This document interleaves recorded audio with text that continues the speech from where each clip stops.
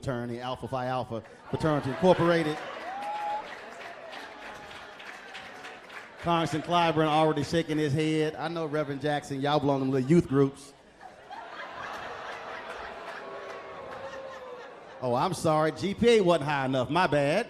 So let's bring up, is Congressman Greg Meeks here? Congressman Meeks? Come on up, Alpha Man. 1-9?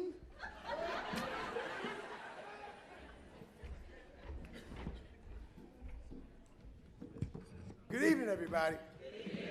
Y'all ready? Yes. All right. And ready to go. All right. Let me welcome you here to this very important meeting. And let us first give a round of applause to the chair of the Congressional Black Caucus, the Honorable Karen Bass.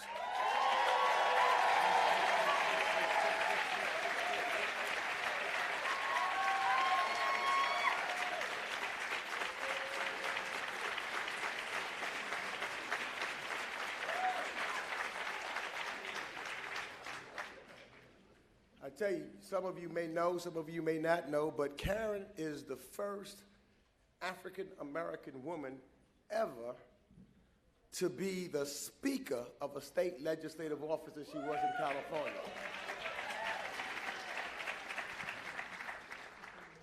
And so that just demonstrates the kind of leadership that we have now chairing our caucus. And we have these various wings of our caucus that individuals oftentimes don't know about. For example, I bet you many of you didn't know about the CBC PAC or the CBC Institute. Many of you may know the CBC Foundation because when you come here over the weekends, in September, that is the foundation. But the CBCI Institute, they're here teaching and educating and preparing people to run offices and to make sure they run and know how to do campaigns and getting involved in the nitty and gritty groundwork so that we can make sure that we're winning elections all across the country. That's what the CBCI does. Now, I'm going to be brief because I just want you to know about the PAC, just a little bit of things that we're doing at the PAC. You know, Brother Roland Martin talked about it's always good if you have your own, and if you're having and raising your own money. So politics, if you know anything about it, you can't do anything unless you have some money. And the CBC PAC decided that no one could get our message out to our communities better than us.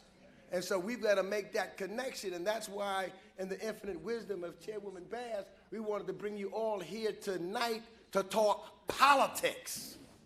So there's a reason why you're here and not on Capitol Hill. You're on Capitol Hill tomorrow to talk policy. Today we're here to talk politics, and we're going to make sure that we deal with the issues that are important to all of our people across America. So what the PAC does, and what we did last term, we raised over $2 million. And you're going to hear from Cornell Belcher later. He just had a meeting with our board, and he says that ain't good enough. He says as we enter this serious times of which we're in, that the CBC PAC, as we're going to do our IEs and other things that are necessary, we need to raise at least another $3.5 million. So we're going out, and you'll be seeing, and I hope you follow Yolanda's admission to go and look us up, and then when you look us up, send us some money. You know, I'll get that done real quick because my grandfather was a Baptist minister, and somebody had suggested, Reverend Jackson, that I close the doors while I got all these people in here. But we're not going to do that tonight because we're going to give you the information. We're going to feed you something. And then after you receive what we are going to feed you with, we know that you'll go back home and not just you will give to the CBC PAC, but you will tell others to give and to make sure that you're looking up and you're supporting the Congressional Black Caucus PAC, because what we're going to be doing, we're going into every community where we know that there is black people.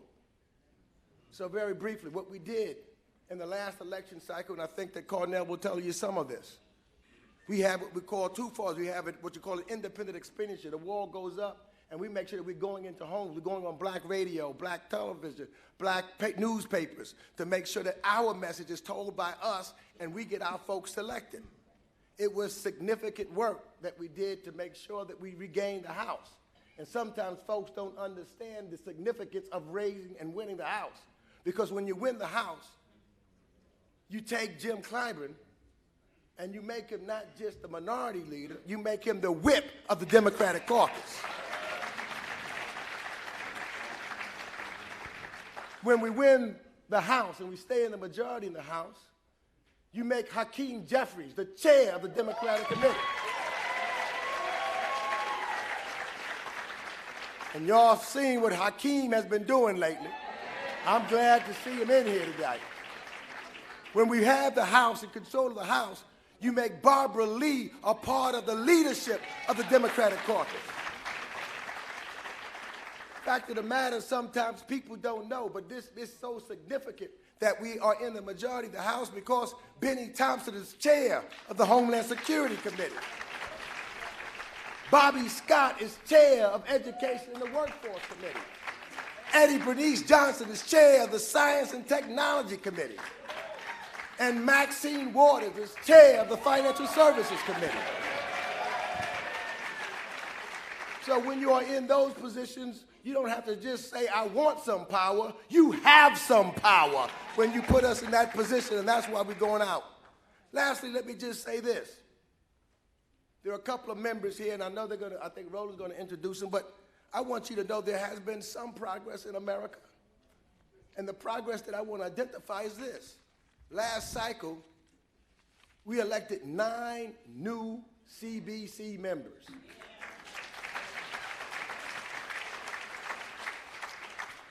And I can recall once upon a time to elect a CBC member, you had to have a district that was 65% African American. But I can tell you of all 9 that were elected the last go around, nobody had a CBC, had more than 30% African Americans in their district. In fact, you had some like Lucy McBath, who only had about 8%. Johanna Hayes, first black woman in Connecticut, only had about 12%, 5%. Lauren Underwood only had about 2%. Joe Neguse, he might be the only black person in his district.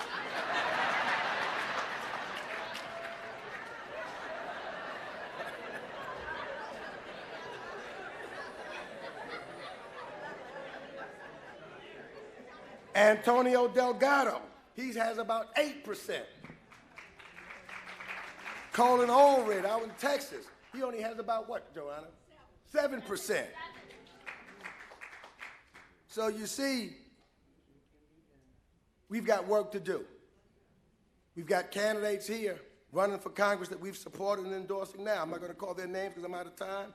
I roll over, but if I was and had more time, I'd call out Pat Timmons and Monica Johnson Hoster and Desiree Thames and Cynthia Wallace and Jackie Gordon and Nick Colvin and Jamie Harrison in South Carolina, Candace Venezuela, Joyce Elliott, Erica Smith, and Miss Webb from Virginia. So we've got people. I want you to go on our website. You'll be able to identify them. We want you to make sure that you're supporting them because they will get here. We want to make sure that in districts where there are not African Americans, because we also support candidates who are not African Americans, but where there are 10% or greater African American population.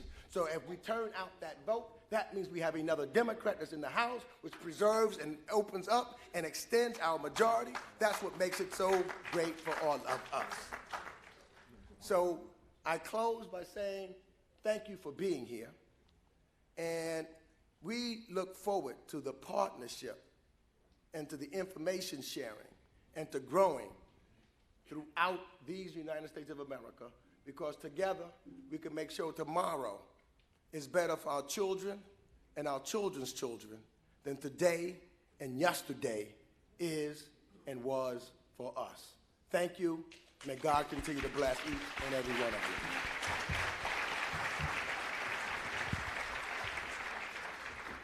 Give it up. Want to thank Congressman Meeks for that keynote address.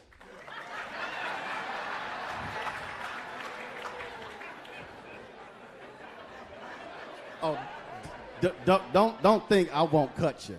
Just letting you know. Just letting you know. Because look, Congresswoman sent me a sheet of paper. It said 2 to 3 minutes. I'm just following orders. That's all I'm doing. Appreciate that, Congressman Meeks. Thanks a lot. Next up, I want to bring up someone, we know him very well.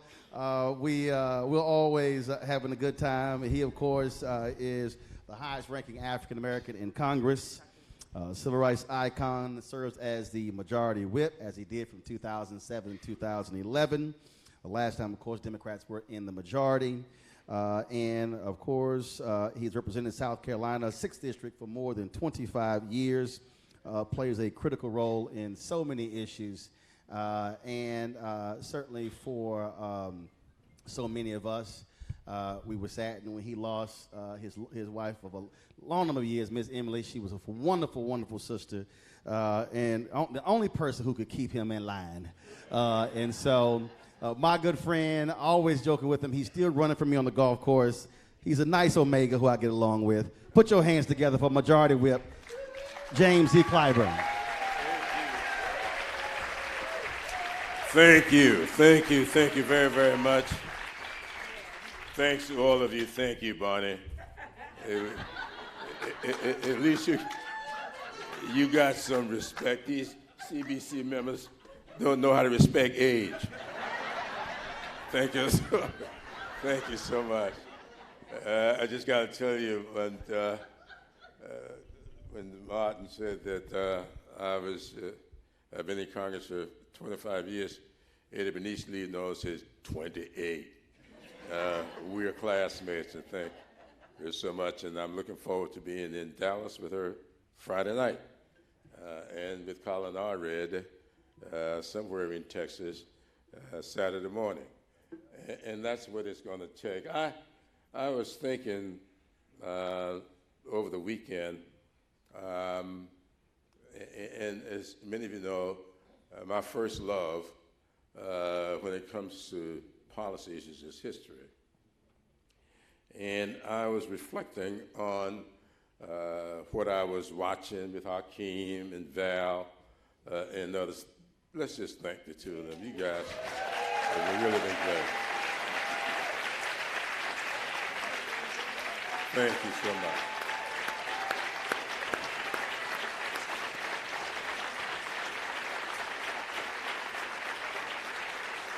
Thank you. They're deserving of all of it. Many of you recall when this country was trying to give birth to itself back in 1776, a gentleman who was not even an American sat down and wrote about what he saw. And he wrote a little pamphlet that he called The Crisis. And he wrote these words: "These are times that try men's souls. Summer soldiers and sunshine patriots will, in the crisis, shrink from the service of the country. But he that stands it now deserves the love and thanks of man and woman.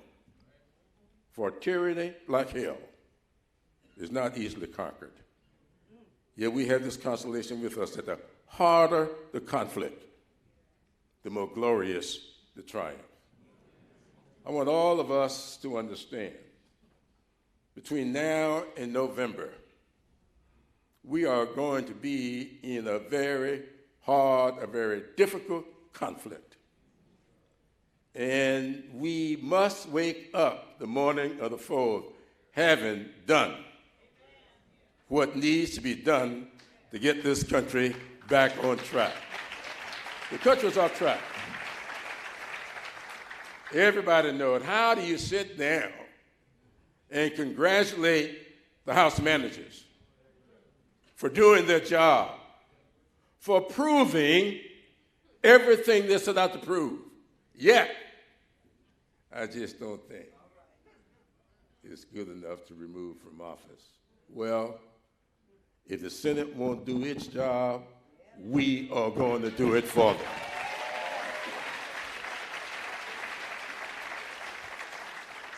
For you see, a French historian came to this country to take a look at our penal system, a guy named Alexis de Tocqueville. De Tocqueville came to the conclusion that there was a certain magic about this country. And he sat down to write about it. He wrote 2 volumes. And in preparation for the campaign 2 years ago, I sat down to reread those 2 books. And when I went through them, one sentence in one of those books stood out for me. De Tocqueville wrote that America is not great because it's more enlightened than any other country, but rather because it has always been able to repair its faults. Think about it. We don't need to make this country great again. The country is great. That's not our challenge. Our challenge is to make this country's greatness accessible and affordable by all. It can be health care. The question for us, as good as our health care system is it accessible and is it affordable? Housing, is it accessible? Is it affordable? Education, is it accessible? No matter what it is, our challenge is to make this country's greatness accessible and affordable for all. That's why you're here. No matter what part of the country you come from, you've got a challenge. Look at those little children and ask yourself, this child born with diabetes, is health care accessible and affordable for this child? This Afghan and Iraq veteran coming back home, is housing accessible and affordable? Those rural children, those inner city children who are trying to get an education, is it accessible and is it affordable? And when we make this country's greatness accessible and affordable for all, we will have fulfilled that pledge of justice for all. Thank you.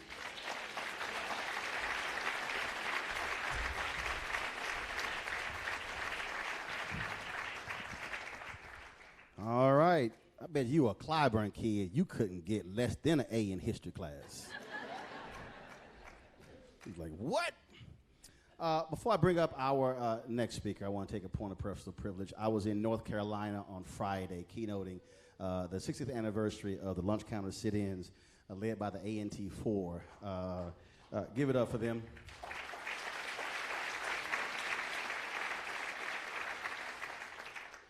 North Carolina A&T presented Congresswoman Alma Adams with the Human Rights Medal for all of her work. And when we were done, I interviewed Bob Brown. And Bob Brown, of course, is one of folks who worked with Dr. King in the Operation Breadbasket effort.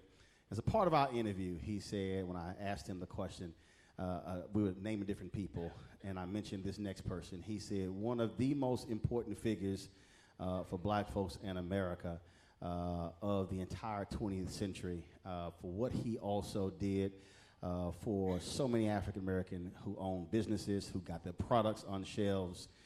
And Martin Depp has a phenomenal book on the success of Operation Breadbasket.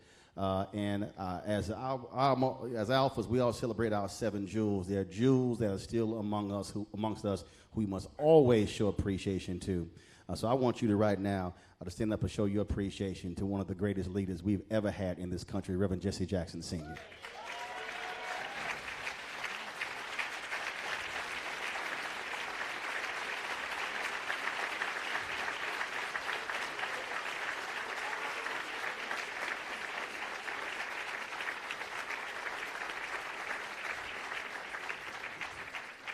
See, I told you I tolerate omegas, Reverend. All right. No need to read the bio of our next speaker. Congressman Meeks already took care of that, but I certainly appreciate. Oh, don't think I forgot. Don't think I forgot. But I certainly want to thank Congresswoman Karen Bass for her leadership. One of the things she also does is she chairs the House Foreign Affairs Subcommittee on Africa and serves as acting chair of the Judiciary Committee, Subcommittee on Crime. And of course, you know, we were having a conversation, and she just spent time like many CBC members in Ghana. And she's been real black. She's like, so who made your outfit? Because I need to have some outfits made. I got all this kente cloth, but I ain't got nobody to make it. So I'll hook you up with my African tailor, Congresswoman Bass. Come on up. Your time to speak. Appreciate it.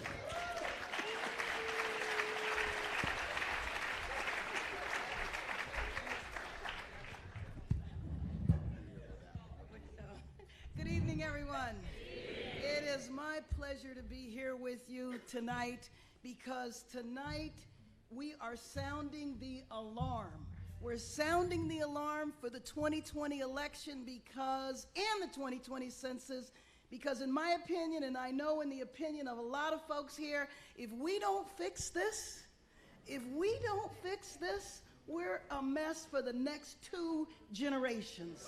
And I say that because of their diabolical scheme to put judges, to make sure that there are judges everywhere, because they're afraid of our vote, because no matter how much they suppress our vote, we still figure out how to win. They know the power of our vote, and so they are going to do everything they can to suppress it this time. But when we are organized, because if you look at the 2020 election, we voted the right way. 88% of black women, 80% of black men, we voted the right way, which is why we're so dangerous. So tonight we look at the election. Tomorrow we talk about the fight for justice and the power of our movement, because we know what we have faced over these last 3 years with this administration, and we fight back. We know that anytime fundamental change has taken place in our community, it's because we have organized, and the power of this room is an example of that. So I get the honor and the privilege, as being CBC chair, of introducing our members. Now, some have already been introduced, but I am going to call on you and ask that you stand and be acknowledged by the audience. Mr. Sanford Bishop from the great state of Georgia. Our leader, Mr. Clyburn. Eddie Bernice Johnson from the great state of Texas. Sheila Jackson Lee, also from the great state of Texas. Gregory Meeks, our PAC chair, and I want to thank the PAC for hosting tonight. Our judge, G.K. Butterfield from the great state of North Carolina. Queen Mother Gwen Moore from Wisconsin. We'll all be visiting her in July. Hank Johnson, who is the secretary of the Congressional Black Caucus. Andre Carson from Indiana. Terry Sewell from Alabama. Our manager, our orator, Hakeem Jeffries, who brought Biggie into impeachment. If you don't know, you know now. Robin Kelly from Illinois, leader of our Health Brain Trust. Alma Adams, North Carolina.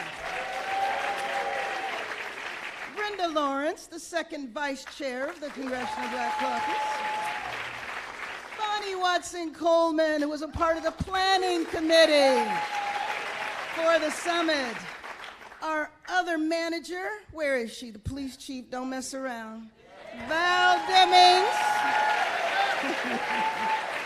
Now, it's the first time in U.S. history impeachment managers look like us. Stephen Horsford, parliamentarian, also part of the planning committee. Johanna Hayes from Connecticut. Lucy McBath from Georgia. And Lauren Underwood from Illinois. Thank you very much.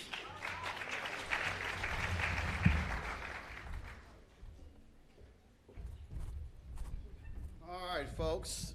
So to break down why we are here and to understand looking at the numbers, which is always important, our next guest, he is going to do that. Of course, was a lead poster for the Democrats under Howard Dean, was one of President Obama's top posters as well. He has helped to construct a framework for the visionary 50-state strategy that expanded the Democratic footprint on the electoral map. He was a commentator on CNN for 6 years, also has frequently appeared on MSNBC, and has, of course, been interviewed by a number of platforms, including the New York Times and The Root. And let me check. Let me see what kind of shoes you got on. So let me explain something to y'all. Anytime y'all, just so y'all know, Cornell did my show Washington Watch on TV One, as well as my show News One Now. Anytime Cornell had some dress shoes on, that means he had a meeting with white people.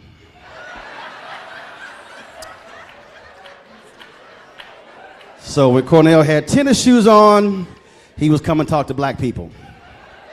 Y'all can judge for yourself what he wearing tonight, Cornell Belcher.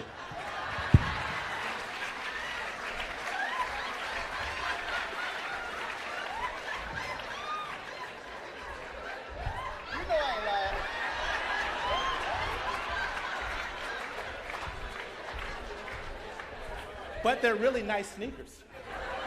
I mean, these are really nice sneakers. I always, as a pollster, I always find it difficult to follow elected leaders, and I'm going to give you all a lot of data. I'm not exciting. I'm not going to fire you all up, but hopefully what I will do is I will give you the information and the context for this informed conversation that you're having this evening. I'm actually just getting back from Iowa, literally just getting back from Iowa. Don't ask me what's going to happen. We don't know what's going to happen. But I got a feeling after Iowa, after what's going to happen, what I think is going to happen in Iowa tonight, and what I think is going to happen in New Hampshire following, and what's going to happen in your state, Congressman, I think chaos. I think there's going to be a lot of chaos. That's all I'm going to say about that. I came back from Iowa because Congressman Meeks and Congresswoman Bass told me to, and I do what they tell me. But Congresswoman Bass always also said that I should feel comfortable to make you all uncomfortable. And so my job this evening is not to make you all comfortable. I'm going to take you back before I take you forward and give you some context for what's going on right now and sound some of the alarm. I'm going to talk about black power and the potential of black power. And I know that makes some people uncomfortable. And I'm going to talk about race and the impact of race. And I see all these members of Congress. I have to take one quick note. Because I remember, Congressman, when you all invited me to the Dem caucus retreat right after 2016. By the way, that's big. Yeah, I'm a Southern boy. High cotton, you get invited to the Dem caucus retreat. I mean, some really well-paid white guys always get invited to that. But it was talking about the Trump stuff, and had a big group of people on stage, and if we could just have an economic conversation with them, we just understand their culture. And I kept saying, well, it's kind of also about race. And then they would look down at shoes. You know, if we could just connect with the economics of it. And I was like, I think it's about racial angst, and they're losing their country. And then you would think I was walking around slapping people. I was such a pariah after that. Of course, the CBC members all were nodding their head in agreement. But it's funny, if I flash back now and I hear commentators routinely saying it's about racism and Donald Trump's a racist on television now, I think we've come a long way and we're moving in the right direction. Politics in America has always been racial. We shouldn't even think about, thank you. We shouldn't even think about, I was about security.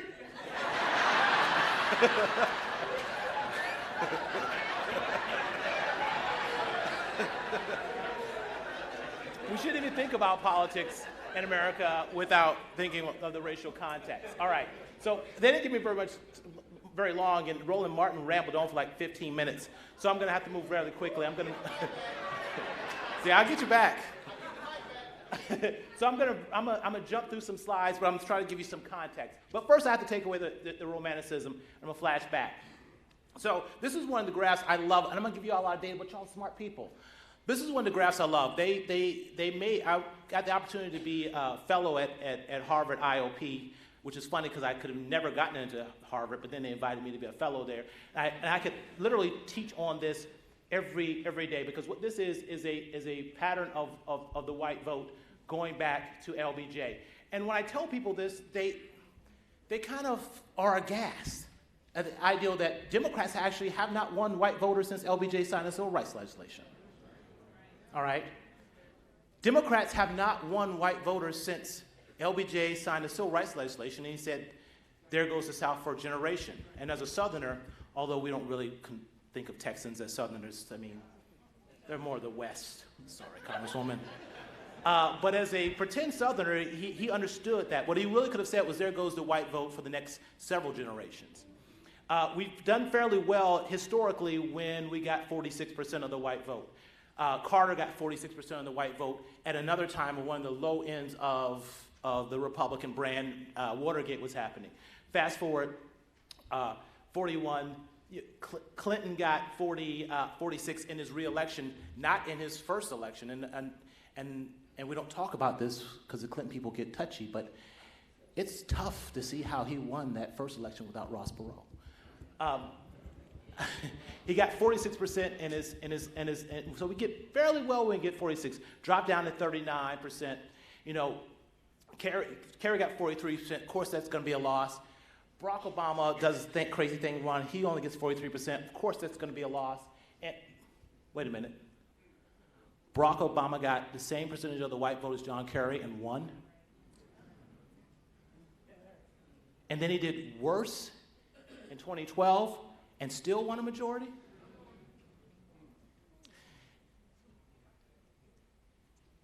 The difference was the power of this room.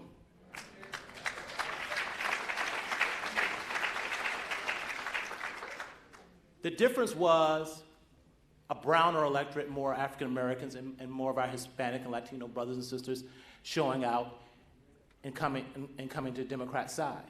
Again, I want to underline, this is the power and the potential of our vote. It is the potential to change the course of this country with our political power when we exercise it. Even Barack Obama, as gifted as Barack Obama is,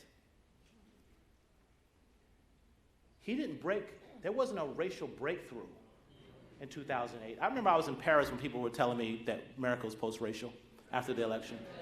All the Parisians were telling me, congratulations, you all solved your racial problems.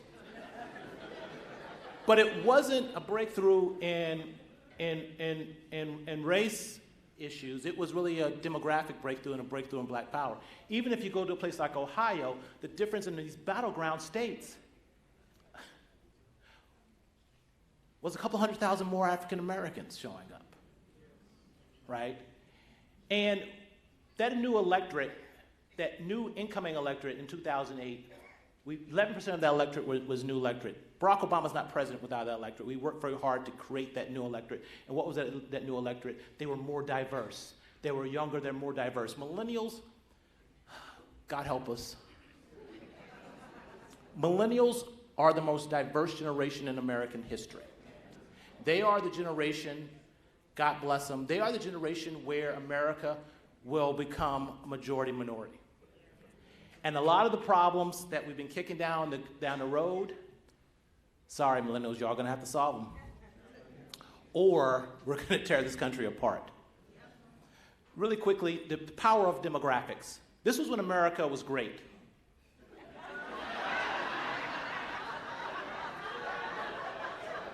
This is when America was great.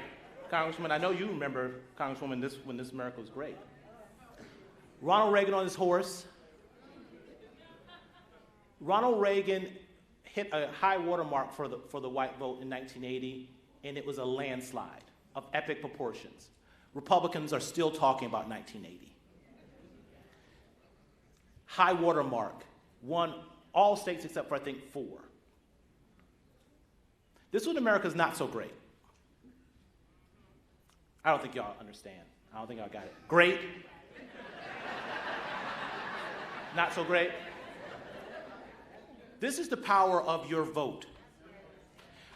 Mitt Romney blew through what was Reagan's high water mark, and it was a landslide really in the other direction.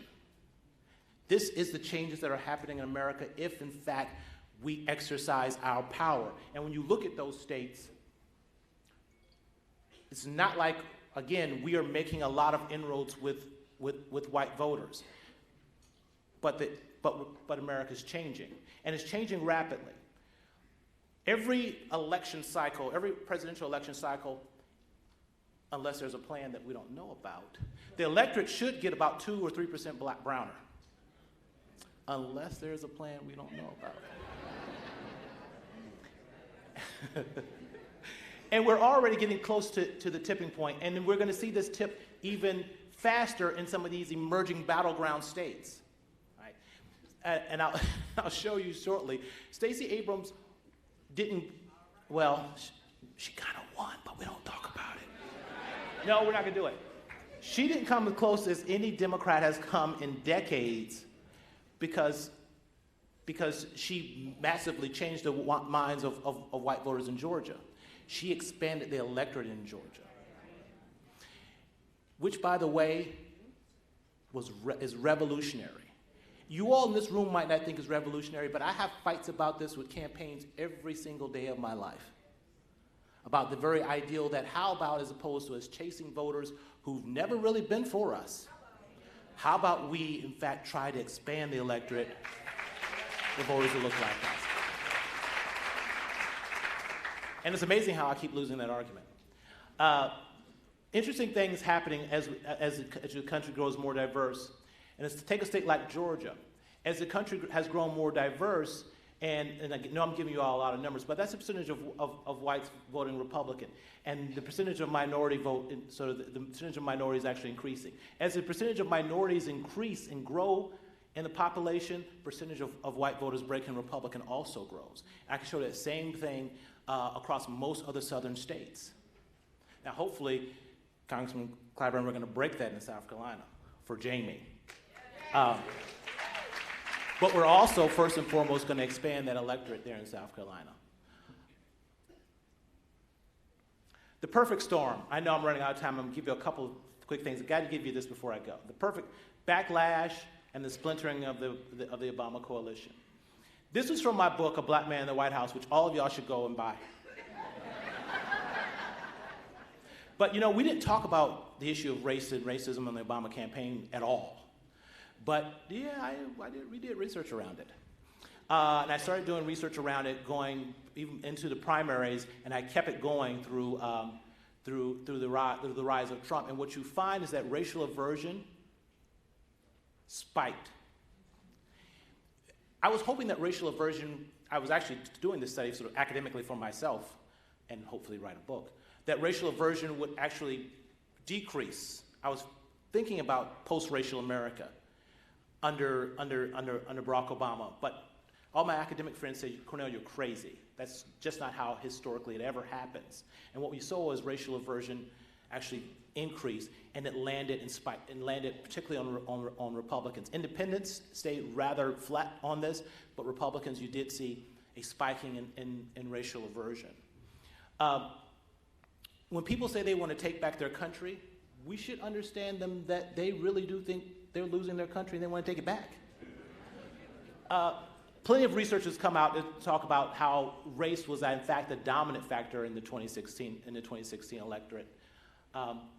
And this was a problem in 2016, and it's also going to be a problem in 2020. And this is where the Russians come in. And I think one of the panelists this evening is going to talk about the Russians. And this was for focus groups we did for Black PAC, and Adrienne is here, and she's going to talk about some of the things that Black PAC's been doing. But we kept hearing this in focus groups with Obama voters, younger Obama voters who voted for Obama, hadn't been at participating, but we wanted them to come out again in 2016. And battleground state after battleground state, we hear the same thing. Super predator and crime bill and all these conversations, and it was getting to the point where, she's, and a rejection of the binary choice of a lesser of two evils. Well, we understand now that the Russians were literally pumping that underneath the radar screen specifically to our people, and specifically to our younger people. And I don't care what anyone says, what they did worked. And they're trying to do it again. But now we got to take our young people to the explaining room.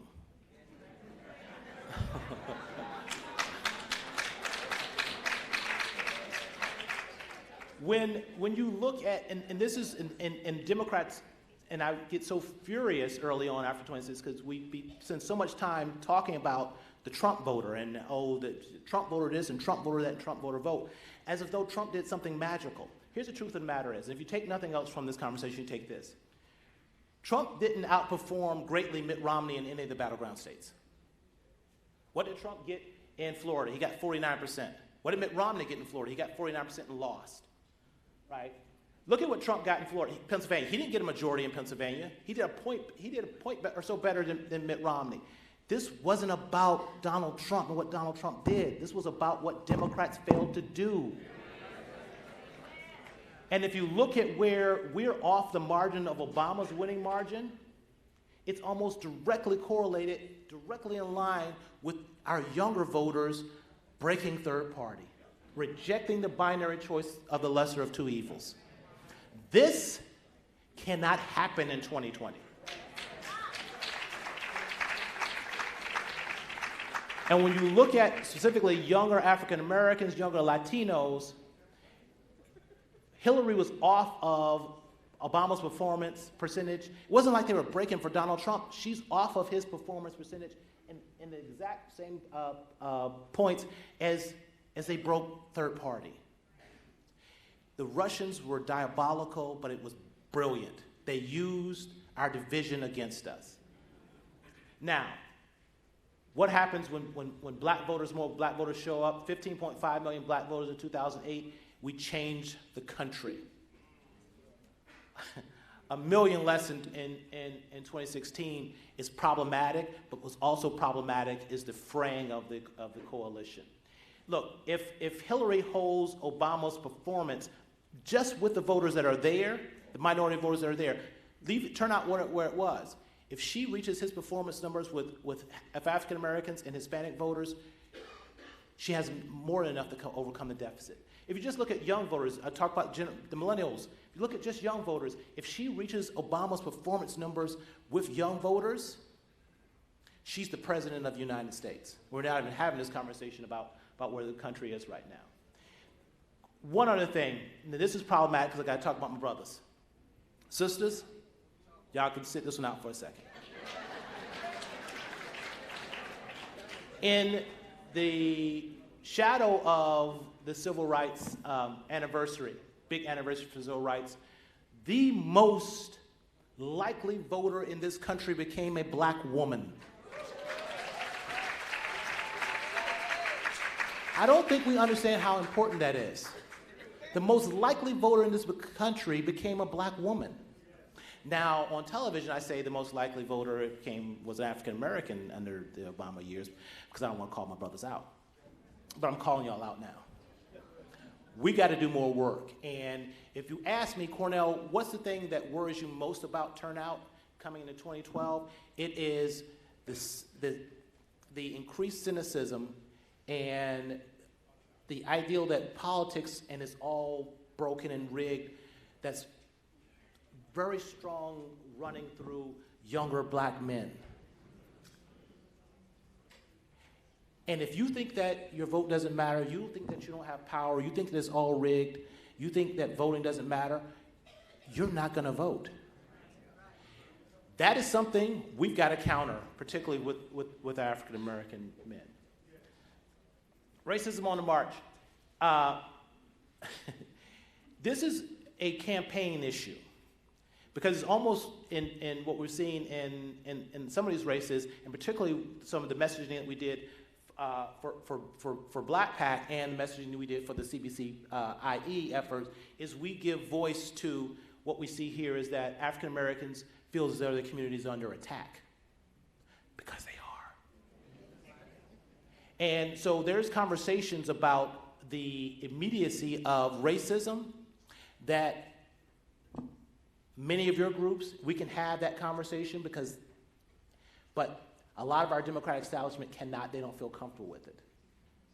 But the African American community, 56% of African Americans think that the African Americans are under attack in America today. That's a scary thing, right? And I got to think for some of our CBC members who went through this, we're right now at another time in the country where the majority of us think that we're under attack. 7 in 10 believe racism is actually getting worse, because it is. Many blacks, particularly in the rural areas, think, and that's, I can't see that number there. Is that, Adrian, is that 52, 57% of rural voters, rural African Americans? Oh, you don't have your glasses either. Majority of, 53, thank you. That's good eyes right there. Of rural African Americans say that they experience racism often. Going backwards. I'm going to flip ahead. This is the good news. Okay, I'm going to give you a lot of data. Okay, I'm going to give you this. Now I'm going to give you this data. Okay, what this graph shows you is the surge. We had a tremendous surge in 2008, but I want you to pay attention to that box we have in the corner. And so the further up that box is, the dot on that box is the higher performance for Dems. The further to the right that box is, the higher surge, meaning that these are people who didn't vote in 2014 midterm election, but voted in the 2018 midterm election. We had tremendous surge among African Americans, tremendous surge among young voters, because we were speaking to them. We changed the face of the electorate. Part of the problem with midterm elections isn't that people are changing their mind, it's a different electorate. It's a different electorate than what we have in the presidential years. Women, again, women be saving the day all the time. If you look at the increases in just turnout among women, tremendous turnout among, and I know we talked about Lauren on what was talked about earlier. A district like that district, you can point to our ability to bring more women into this process and in this conversation and change the face of that electorate, which is going to be tough. We have to keep doing. We got to stay strong. We got to keep raising money into districts like Lawrence. I'm not saying that it's because she's a client, but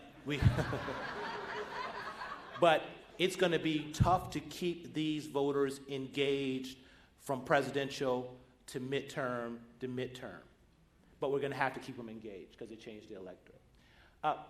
Here's the problem. Even though we do get increased turnout of African Americans, and for our folks in Florida, and I showed this to Mayor Gilliam, even when we get increased turnout, and turnout wasn't bad in Florida, but when you look at that, and this, I'm getting really in the weeds here, but when you look at high-performing, 65-plus performing, is what we call sort of high-performing Republican, 65-plus high-performing Democrat precincts, sort of base precincts Republican, you're still getting almost 10 points higher turnout in base Republican precincts than our precincts. Now, many of us also think if all the votes were counted, Gilliam's probably governor also. But that aside, if those base precincts match, I'm not even saying overperform the Republican precincts, but they just match the Republican precincts, he's governor of Florida. And you probably have a different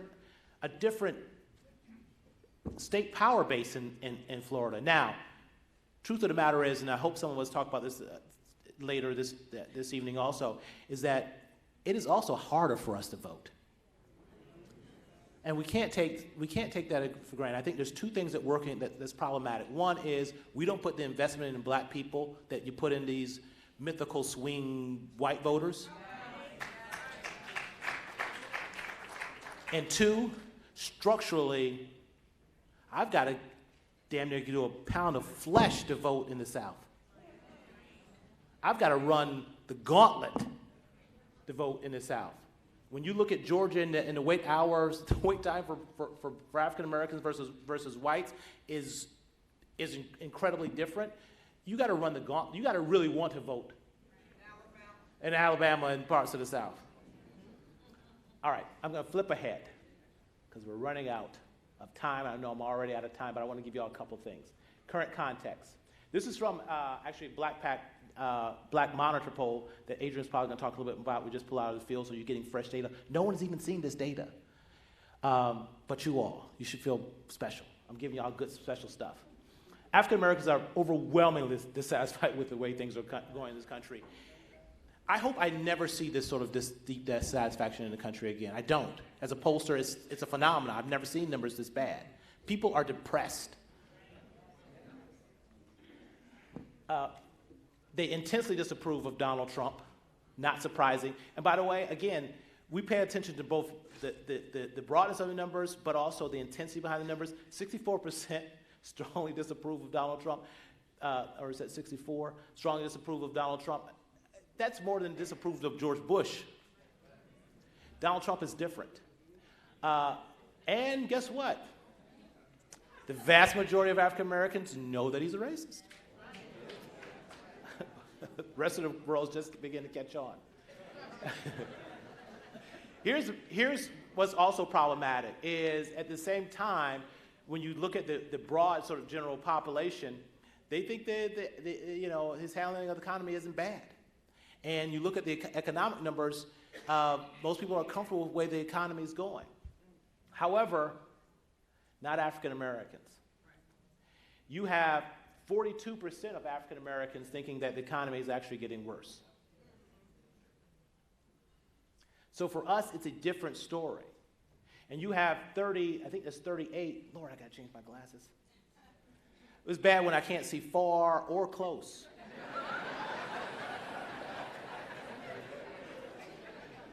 And despite the gray hair, I'm only like 28.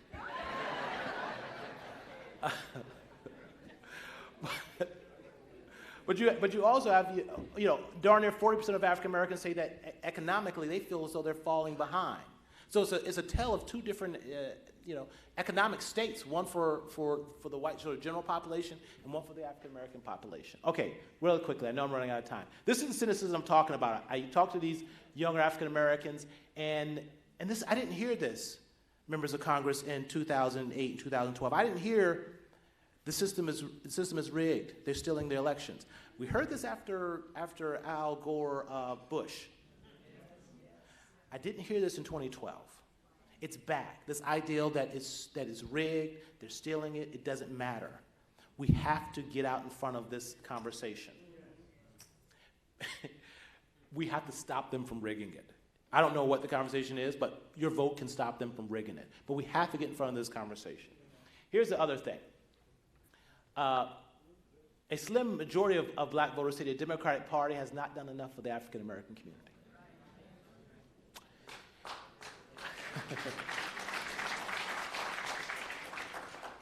And if you think that the party's not working for your interest, right? And this is what's particularly problematic for me.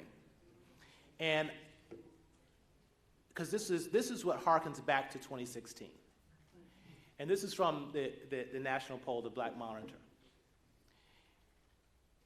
That number, that generic dim number, needs to be at least in the 80s. It's not there right now. And this is the other part. If you leave with nothing else from this conversation, because I get tired of having this battle also with the conventional wisdom in Washington, D.C. This idea that Trump alone is going to drive black voters to turn out and vote for Democrats. Do you not remember what 2016? African American voters knew he was a racist then. But here's the thing. When you talk to them in focus groups, it wasn't like they thought he was that dramatically different from the rest of the Republican Party. Donald Trump alone is not going to get us where we need to go, all right? And when we ask voters, what they want their vote to be about. Is it about defeating Donald Trump, and there's multiple choice, they could answer pick more than once. Bringing back hope, combating division and racism, saving our democracy. Now, statistically, on this chart, there's no difference between 15 and 20. Statistically, they're the same thing. My only point here as I leave is this. And this is what we got about the Obama campaign. We better give these people, especially our young people, something to vote for.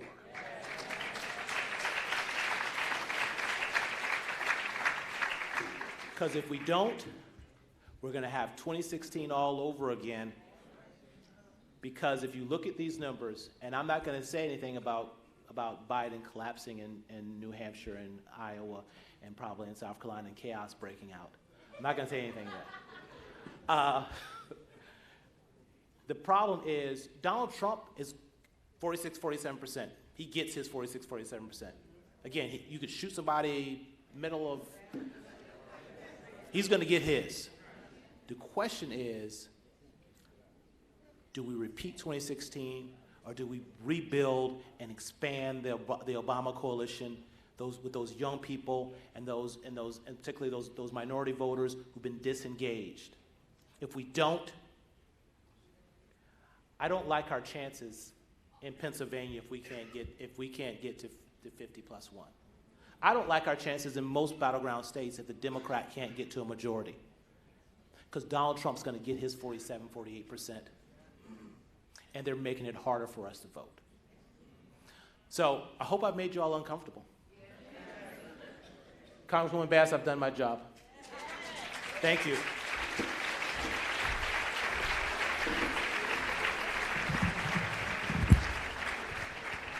All right, great job, Cornell. Get some new damn glasses, though. You know full well you got an AARP card. You know that. And no, Cornell, Texas is not in the West. Okay. Sit down. We will not invite you back to Texas at all. Also, I want to shout out first Vice Chair of the CBC, Congresswoman Joyce Beatty of Ohio. Congressman Frank Pallone is here. What Congressman? Over here. There we go. Congressman, glad to see you. All right, then. Want to come out hanging with the brothers and sisters, huh? Brought your homeboy, Congressman Butterfield? I always got to mess, I'm telling you. I always got to mess with Congressman Butterfield. He's a good brother. North Carolina. My man. All right, folks. What Cornell did not mention, and Cornell, I think you have to add this to it. You also have to add media. This will be the first presidential election in 25 years. The Tom Joyner Morning Show will not be on the air. Folks, that was 100+ stations, 8 million listeners, and he was driving this issue. The question is, of course, Ricky Smiley replaced him. The question is, will you see the same intensity on our issues, not only on Ricky's show, but DL's show, Steve Harvey's show, National Black Radio, and just, which is one of the reasons why we created my platform.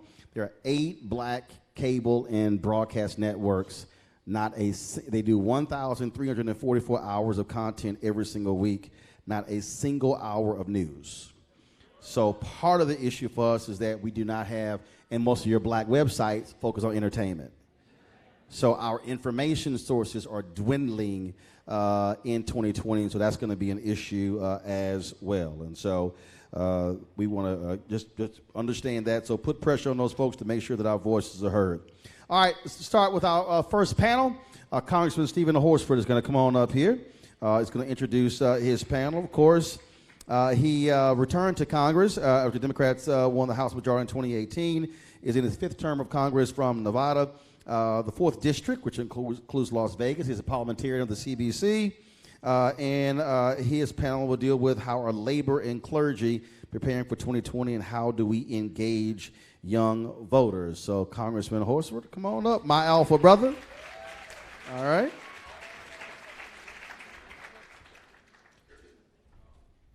Thank you. I'm really excited to be here tonight. I want to thank our chairwoman, Karen Bass, for her tremendous leadership, and all of you for responding to this call. I love my people because when we know we have to step up, we are there, and tonight is an indication of how much we care about our community. I am also grateful to the advocates, community leaders, grassroots advocates who have traveled from across this country to discuss the importance of the 2020 vote and of participating in the 2020 census. I'd like to invite up each of our panelists. I'm honored to welcome our esteemed panel of labor, faith-based, and community leaders. Mr. Lee Saunders, President of AFSCME.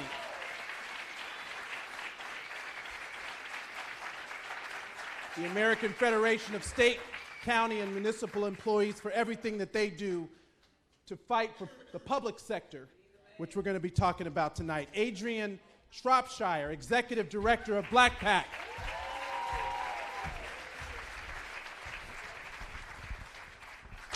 Dr. Barbara Williams Skinner, faith leader and co-convener at the National African American Clergy Network. Lori Daniel Favors, Interim Executive Director and General Counsel at the Center for Law and Social Justice. And Spencer Overton, President of the Joint Center for Political and Economic Studies.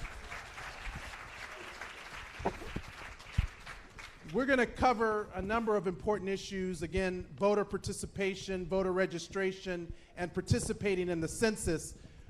To set the context, I'm honored to serve as chair of the 2020 Congressional Black Task Force on the Census. And along with my colleagues, we have been working to bring accountability and oversight to this process. Since 1790, every 10 years, we have a census in this country. And in every 10 years during that census, we have had a historic undercount. During the 2010 census, there was an estimated 3.7 million black people who were not counted, according to the Color of Change. What does that mean to our community? It means that $800 billion of federal funding that is determined from the data from the census does not reach our community. That goes to fund our schools, it goes to fund hospitals, it goes to fund nutrition programs for our children and seniors. It goes to fund Pell Grants for young people who want to go to college. It also determines our representation and power in Congress. And let the truth be known, if we're not counted, the money still gets spent. It still gets allocated. It just doesn't come to our communities. Those communities that have historically been left out and left behind. And the same forces that don't want us to vote are the same forces that are trying to deny the black community to participate in the 2020 census. But we're not going to let that happen, not in this census. And so with this panel here tonight, we're going to have a conversation about what all of us can do to take this information back and to make sure that every single community is heard. We also have Nakara Campbell, Political Director of the CBC PAC, who will be joining the panel as well. Nakara? All right, so let's get right into it. I'd like to give each of our panelists a few minutes to give context to the conversation, and we'll start with Mr. Lee Saunders. You can either speak from the mic or to the podium, whatever is working. I don't think I need a podium. Good evening, everybody. Let me start off by doing this. I see a lot of friends in the house. How many folks are here representing labor, members or workers with staff? Stand up, stand up, stand up.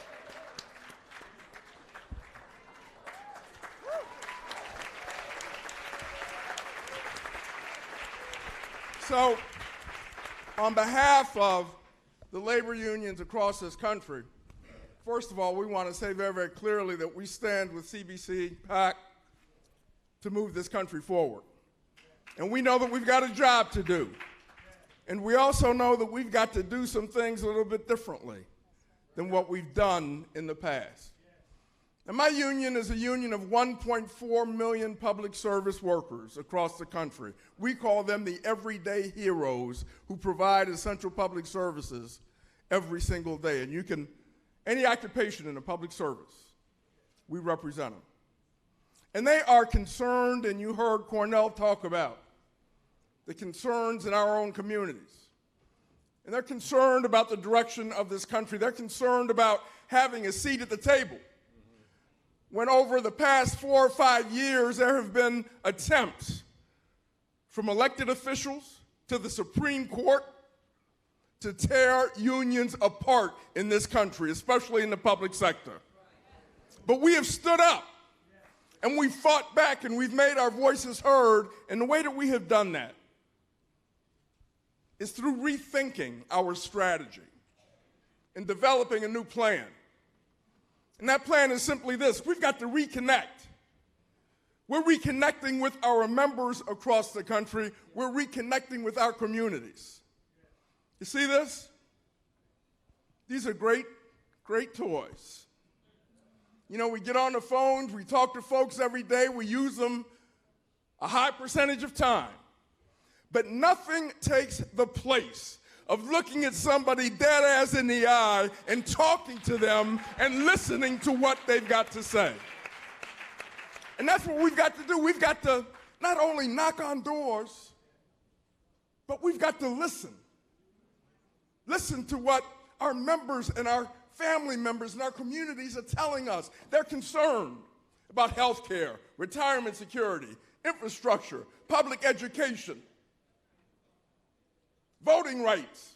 They're concerned about those issues, and we've got to collectively develop a plan. Labor, the faith-based community, our community partners across the country, developing a plan that mobilizes and educates and organizes our communities across the country. That's our responsibility. That's our charge. I go all across the country, and every election time I say that this is the most important election of our lifetime. Well, I really mean it this time, because it is the most important election in our lifetime. Now, I want to end with this. I want to take you back in history, and I see Reverend Jackson sitting there, sitting here, Bill Lucy, President, Secretary, Treasurer Emeritus of my union, AFSCME. They were involved. They were involved in a sanitation workers' strike in 1968 of AFSCME Local 1733. Sanitation workers coming together, making their voices heard, saying enough was enough, demanding respect, demanding better wages, demanding that they could have union representation. And we commemorated 50 years since that strike began, 2018. We commemorated the fact that Dr. King traveled to Memphis, and he connected economic rights with labor rights, with civil rights, with human rights. He connected those rights. He understood the interaction that must take place between all of us to be successful. Bill and I went to a funeral last year of a sanitation worker. His name was Baxter Leach, one of the original strikers.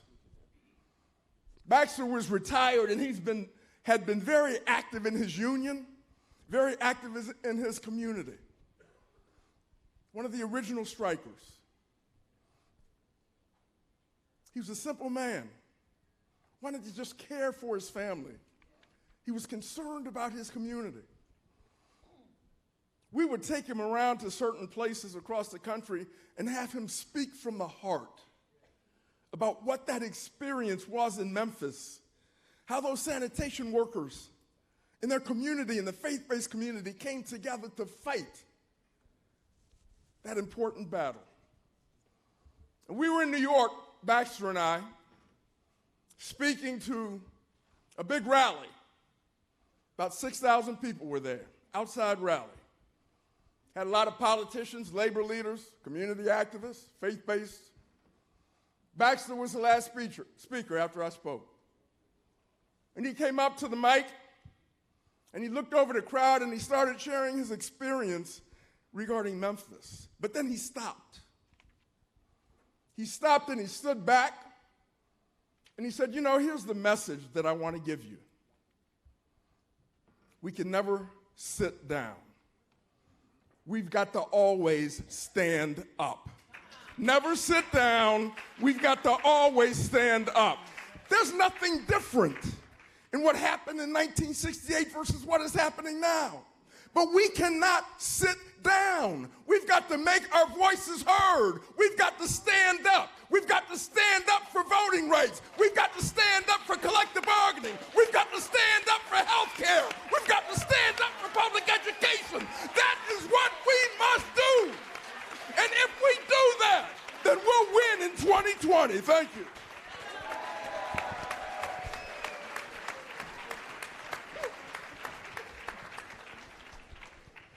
Okay, so Cornell talked about having to follow elected leaders, and now I have to follow the most dynamic labor leader in the country. So I always think, and Cornell said it was his job to make us uncomfortable, and I think that hopefully we all do a little bit of that today. I do think that for me, when I think about what is before us and what we face in 2020, it's always helpful for me to actually think about where we just have come from in the last 3 years. In the midst of this crisis that we are in, we have seen our community rally like we probably didn't expect. So when we think about the elections that have happened, 17 special elections, governor's elections, we think about 18 in the midterms, when we think about 19, the victories that we have seen in this country, the critical victories that we have seen, electoral victories that we have seen in this country in the last 3 years have been driven by the votes of our community.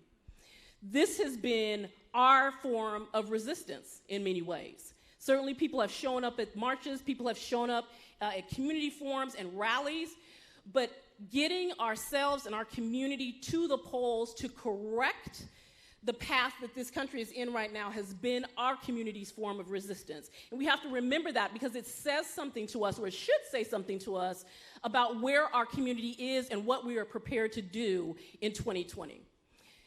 That said, we also know, and Cornell talked about this a little bit, we have a lot of challenges before us as well. We know that voter suppression is a problem, whether it's voter ID laws that are blocking people from being able to get to the ballot box, whether it is increased restrictions on voter registration that are blocking people from even being able to register, and then people who are on the polls getting purged. We know that that is a critical problem, and there are many folks, and I think it's going to be talked about tomorrow, there are many organizations working to correct those challenges. We also know that there will be disinformation and misinformation and propaganda campaigns coming from foreign actors as well as the Trump campaign, confusing our community, manipulating issues that are important to our community. And the thing that Cornell said that I think is important that folks remember is that we have vulnerable constituencies within the black electorate who have legitimate reasons for why they think the country isn't working. They have legitimate reasons for thinking that their vote doesn't matter. They have legitimate reasons for thinking the economy is not working for them. And the conversation that we need to engage in our community has to reflect those things. We have to listen to folks, but we also have to approach them with some compassion and not just simply say, well, all the young people are apathetic. That's not it entirely. It's not enough to just say, well, they don't know enough, because in fact, they don't. And there's an education process that we have to do in our community. One of the things that we're doing at Black PAC, and we've been doing for the last several months with our partners across the country, is running this program called Black Citizenship in Action. And part of the reason why we're doing that is because there is a need for us to have substantive conversations with our community. One, to make sure that people understand how our government functions, to make sure that folks understand what they're electing people to office to do, right? It's civics. L. Joy Williams is here. She has a program called Sunday Civics. We actually have to educate people, help them understand what the power is that they have and the power that they are giving to other people. So we're trying to do that. The other reason that we're sort of launched into this program is because we also think it's important to have a historical perspective, to step back and remember what it took for us to gain citizenship in this country, the long struggle then the continued struggle to keep it, but also to remember what happens in this country when Black people embrace our full citizenship and exercise that power. And when we have done that in this country, those are the most transformative moments in this country's history. And we need to contextualize this moment in the same way.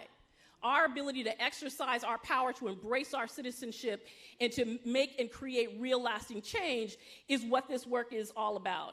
And then thirdly, we're doing it because people need opportunities to take action through our community organizations that are out there right now doing the work. People need opportunities and a way to be able to volunteer because people want to be engaged and want to be involved. Some of the slides that Cornell didn't show from our polling is that Black people are paying attention to the news.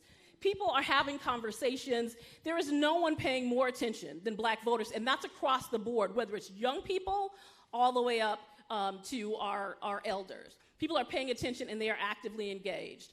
And so the work that we need to do certainly is engaging people, talking to people at the door, starting our conversations about getting out the vote and getting out the census now. In some ways, when we think about the work that has to be done, it's also important to note, and this is part of the conversation that we're having through Black Citizenship in Action as well, is that we're asking people to do many things over the next several years, not just 2020. We're asking people to remember to take the census in the middle of the Democratic primary. We're asking people to vote in November. We're asking people to show up for the redistricting process in 2021. We're asking them to show back up the next year for the midterm election, and we're asking them to show up again 2 years later for the next presidential. And so we can't rebuild this each time. We have to have this conversation with our community right now about all that is at stake over the next several years, and that there are intervention points where our community can shape and direct where this country is going, but we have to see it as a whole, and we have to make sure that people are engaged. So when I think about the work that's happening, it's certainly happening all across the country from some of the grassroots organizations that are in the room right now who are thinking about this cycle, not as let's do the work and then get to GOTV weekend and then we'll really blow it up, but are thinking about this entire year as a GOTV weekend. All of the things that we need to do across the entirety of the year to make sure that our community is informed and involved. Awesome. Thank you, Adrienne. And these are the types of best practices that we want to share following the next couple of days as we implement our plan of action throughout the rest of this year. Dr. Barbara Williams-Skinner is our next panelist. I just want to remind us tonight of one thing. The Calvary is not coming. We are the Calvary. We are the Calvary. Are we not the Calvary? We are the Calvary. So the idea that someone's going to show up with the plan for us, hand it to us, drive up and give us an Uber ticket and somebody's going to pick us up, it's not going to happen. So I want to share some very practical things that the Black church has already started doing this past November. Bad people are elected by good people who do not vote. Let me repeat that. Bad people are elected by good people who do not vote. So what have we been doing? Because 2016 was a hard lesson. Hard lesson. Listen to this. In 2016, out of the 8 million unregistered, there are 8 million unregistered African Americans, right? But in 6 states, Florida, Georgia, Michigan, North Carolina, Pennsylvania, and Tennessee, the number of unregistered Black voters exceeded the margin of victory.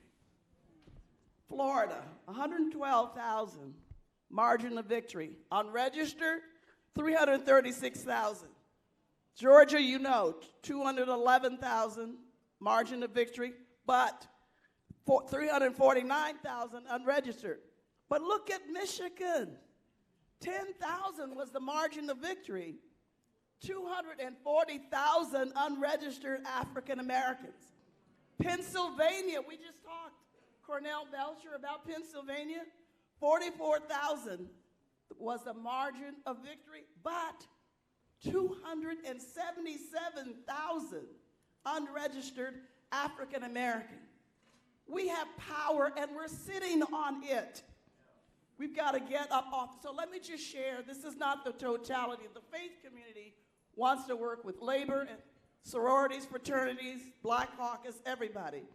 The National African American Clergy Network, which I co-convene, has been working since 2014 in the midterm election through all of the denominations.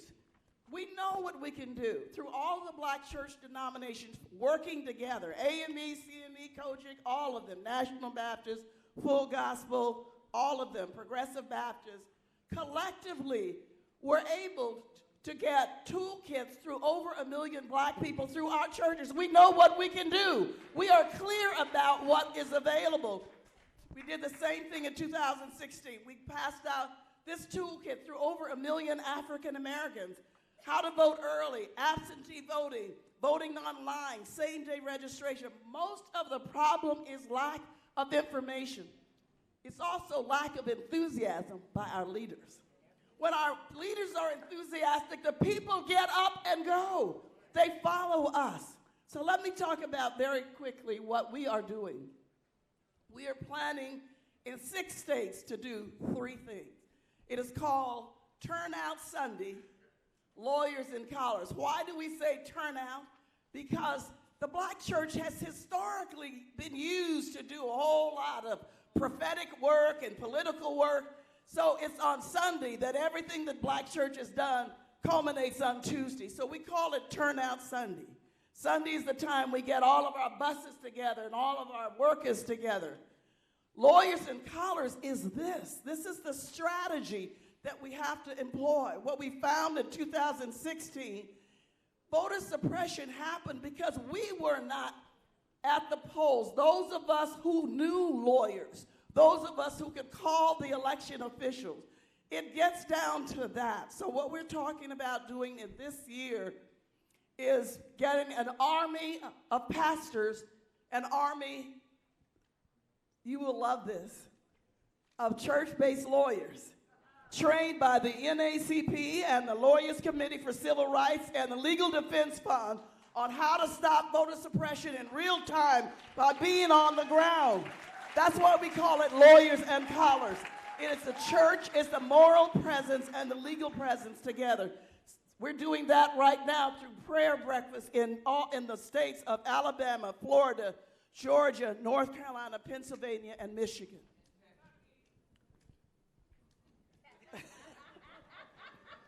Okay, Texas. So what else are we doing? We have to meet with the state election officials. You've got to have cell phone numbers of state election officials so when the polls close early before people get off, when they turn people away because they have a criminal record, if they're students and they don't know how to vote, if they're military, they don't know where to vote, if they're elderly and they don't know if there's a ramp there, people need facts. So we're meeting with a state election. We've already done it in Michigan. We've done it in Ohio. And we're going to keep on doing it. So you've got to have what we call we are watching meetings. Let the election officials know Black people are watching. They're not going to steal our vote. Tell your neighbor, they're not stealing my vote. They're not stealing my vote. They will not steal your vote if you don't let them steal your vote. And then the last thing we're going to do, you've got to get our people excited. We cannot keep talking about being depressed when we got so much to live for, our children and our grandchildren. So we have combined the Black clergy with the sojourners.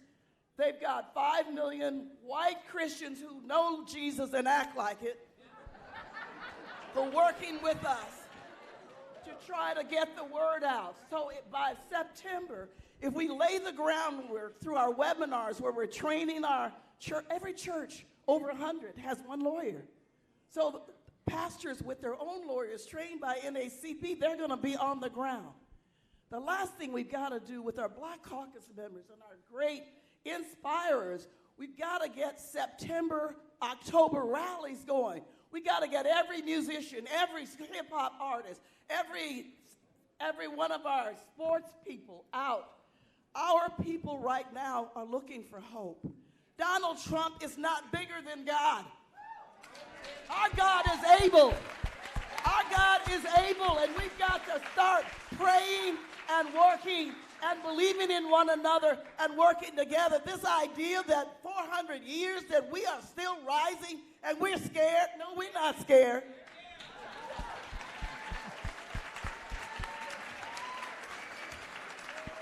Thank you.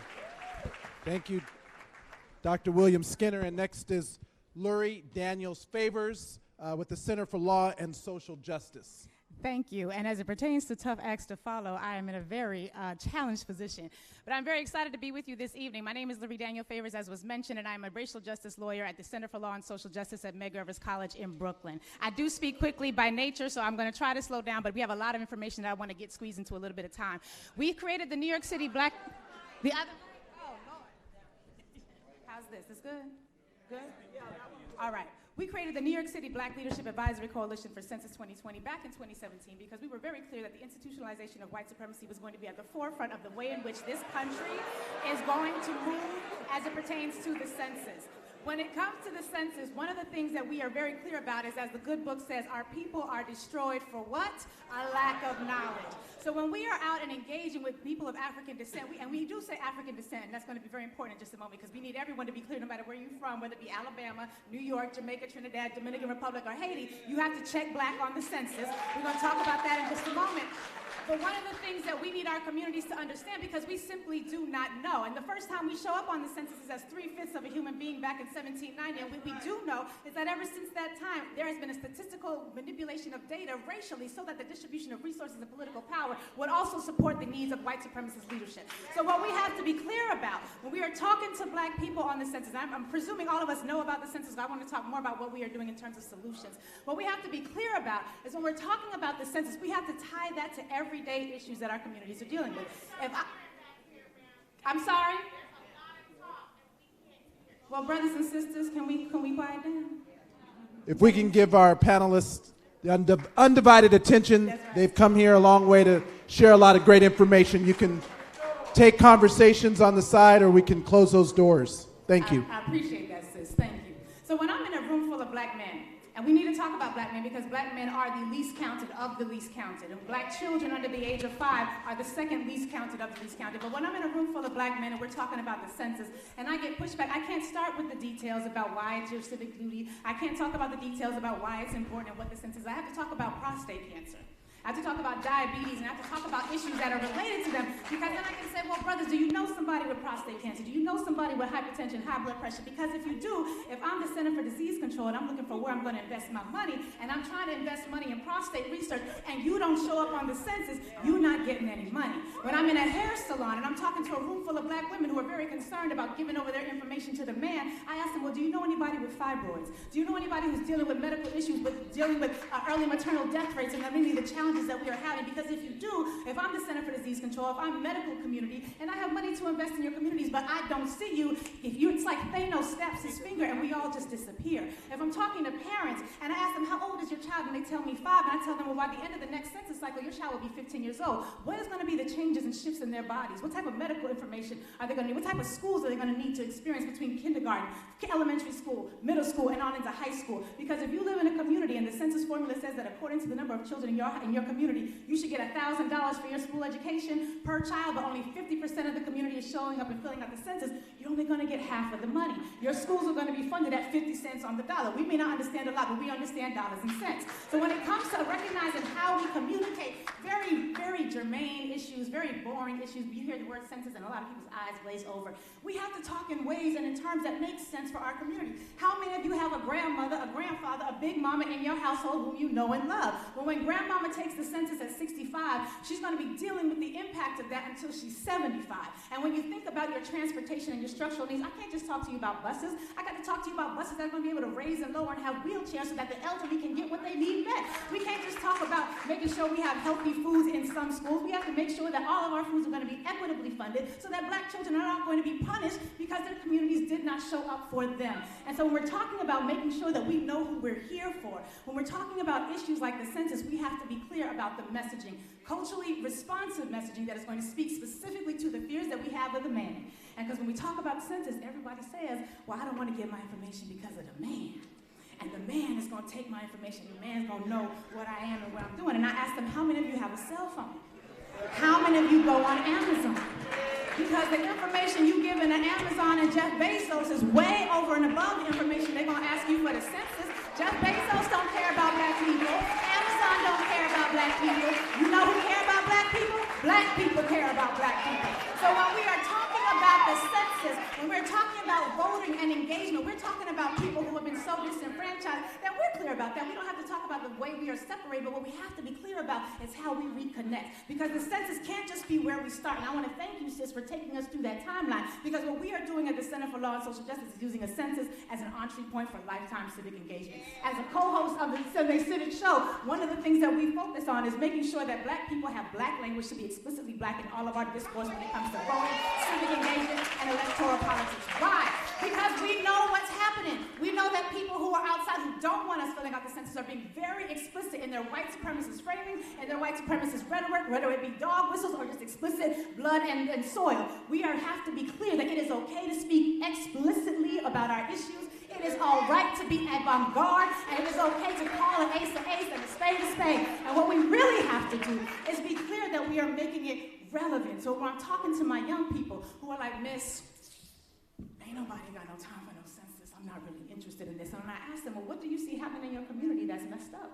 What do you see? Because they got issues. They know they can tell you exactly what is wrong and what's going on. I have to, in that moment, be able to tie it to the dollars and the cents that they are not getting. The fact that I can go down to Prospect Park, which is a very non-black area in Brooklyn, because I'm from Brooklyn. If I go down to Prospect Park, I can find a trash can on every single corner of every single intersection. But if I'm in Bed-Stuy, which is where I live, I might walk 4 or 5 blocks before I can find a trash can. So even if I want to help maintain cleanliness in my neighborhood, even if I want to make sure that my neighborhood is supported and clean, I don't have the physical infrastructure to do so because my community did not understand how those trash cans are funded. So every single issue that we have is in some way related to funding that we either do or do not get. And I love to use the example of the Avengers because, again, when Thanos snaps his finger and half the entire universe disappears, that's what happens when we don't show up on the census.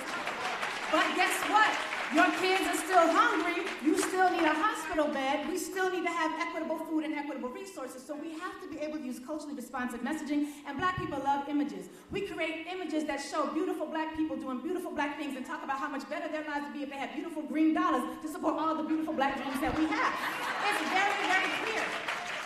Final point, and I'm happy to sit down, but one thing we do not need to do is be confused about where we declare our identity and where we wave our flags. And this is very, very important because for the first time on the 2020 census, as many of us know, people of African descent are going to get to say not just our ethnicity, but also our race. So if I'm someone who has issue with the word black, because maybe I've got Indian in my family,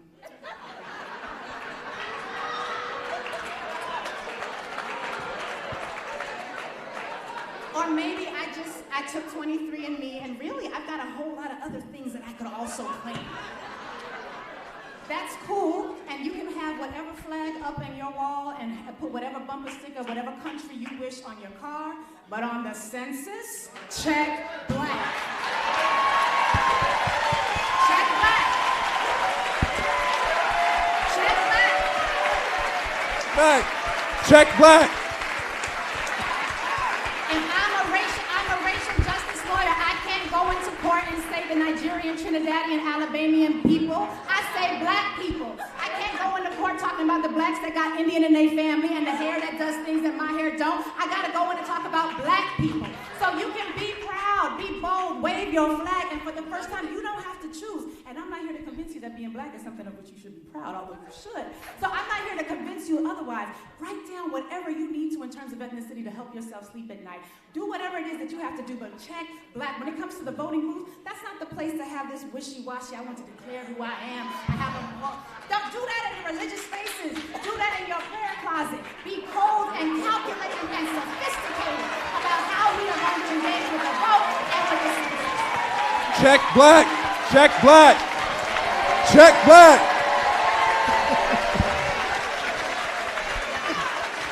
Check black.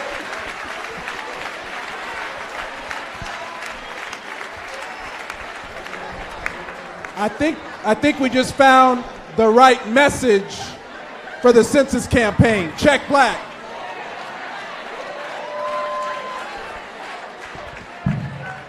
Trust black women and check black.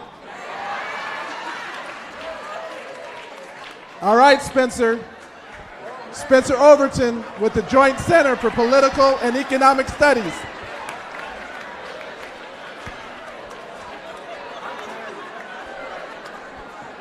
I was afraid about following Dr. Skinner, and then, you know. So Chairwoman Bass, thank you for your leadership. I know you're over here somewhere here. And I want to thank a lot of you all for support of the Joint Center. You know, you've just been supporting us. We're in our 50th year. We're celebrating 50 years, right? As your think tank, so thank you all so much here. Now, CBC, on Election Day 2016, the operators of the Williams and Calvin Facebook page, they paid for and they posted a Facebook ad. These two people professed to be, Congressman Clyburn, two black men from Atlanta. And the Facebook page had gained credibility among black users because they talked about voter suppression and mass incarceration, et cetera, right? Now, their ad was targeted, so it would show up, Representative Kelly, in the news feeds of Facebook users who were interested in African American history and Malcolm X, right? Now, their ad, it was a post, and it said, quote, "We don't have any other choice this time but to boycott the election. This time we choose between two races. No one represents black people. Don't go vote." End of quote. Right? After the 2016 election, we learned that Williams and Calvin, this was a fake Facebook account set up by the Russian Internet Research Agency, right?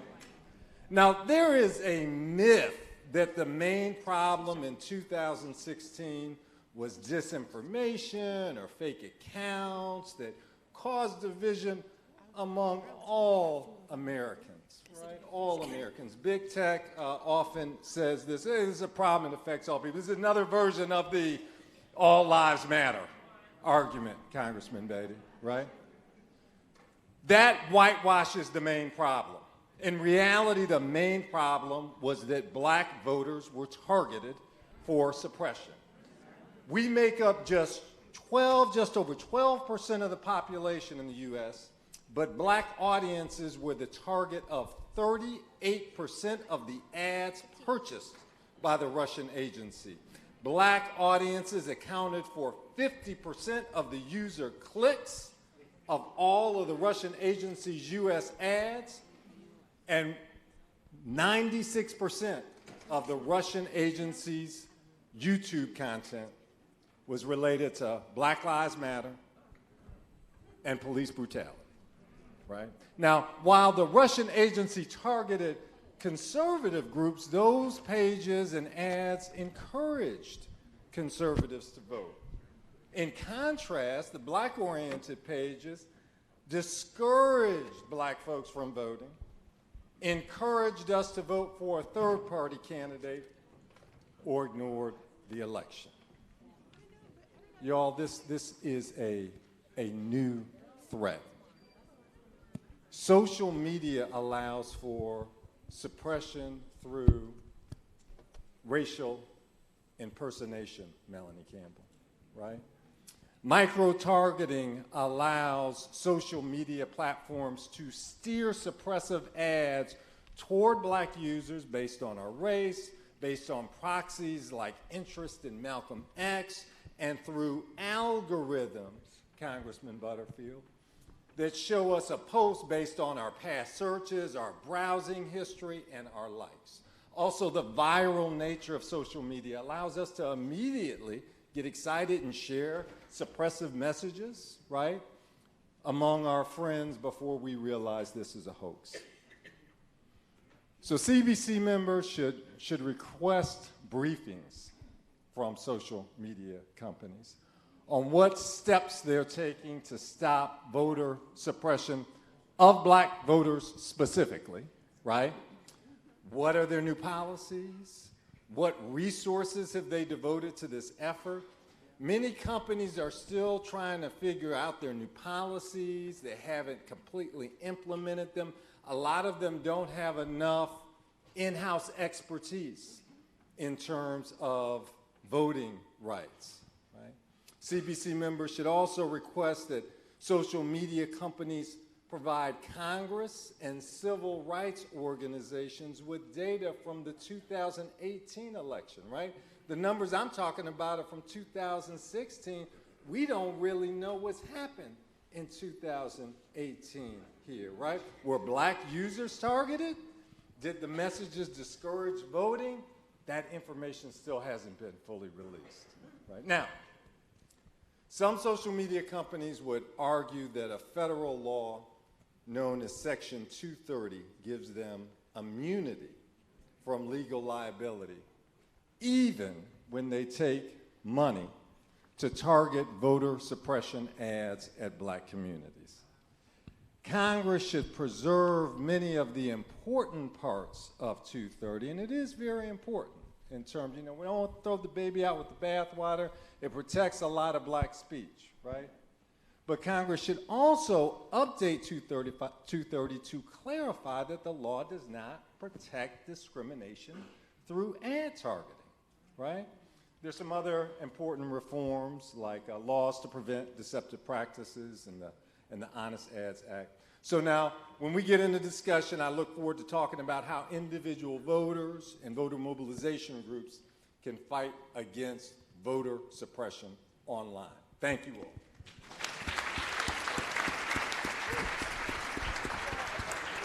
Thank you. And to wrap up comments from our panel, we have Nakara Campbell, Political Director for the Congressional Black Caucus PAC. Nakara. Thank you, sir. Hi, everyone. Again, my name is Nakara Campbell, and I have the privilege of serving as the first Political Director at the Congressional Black Caucus PAC.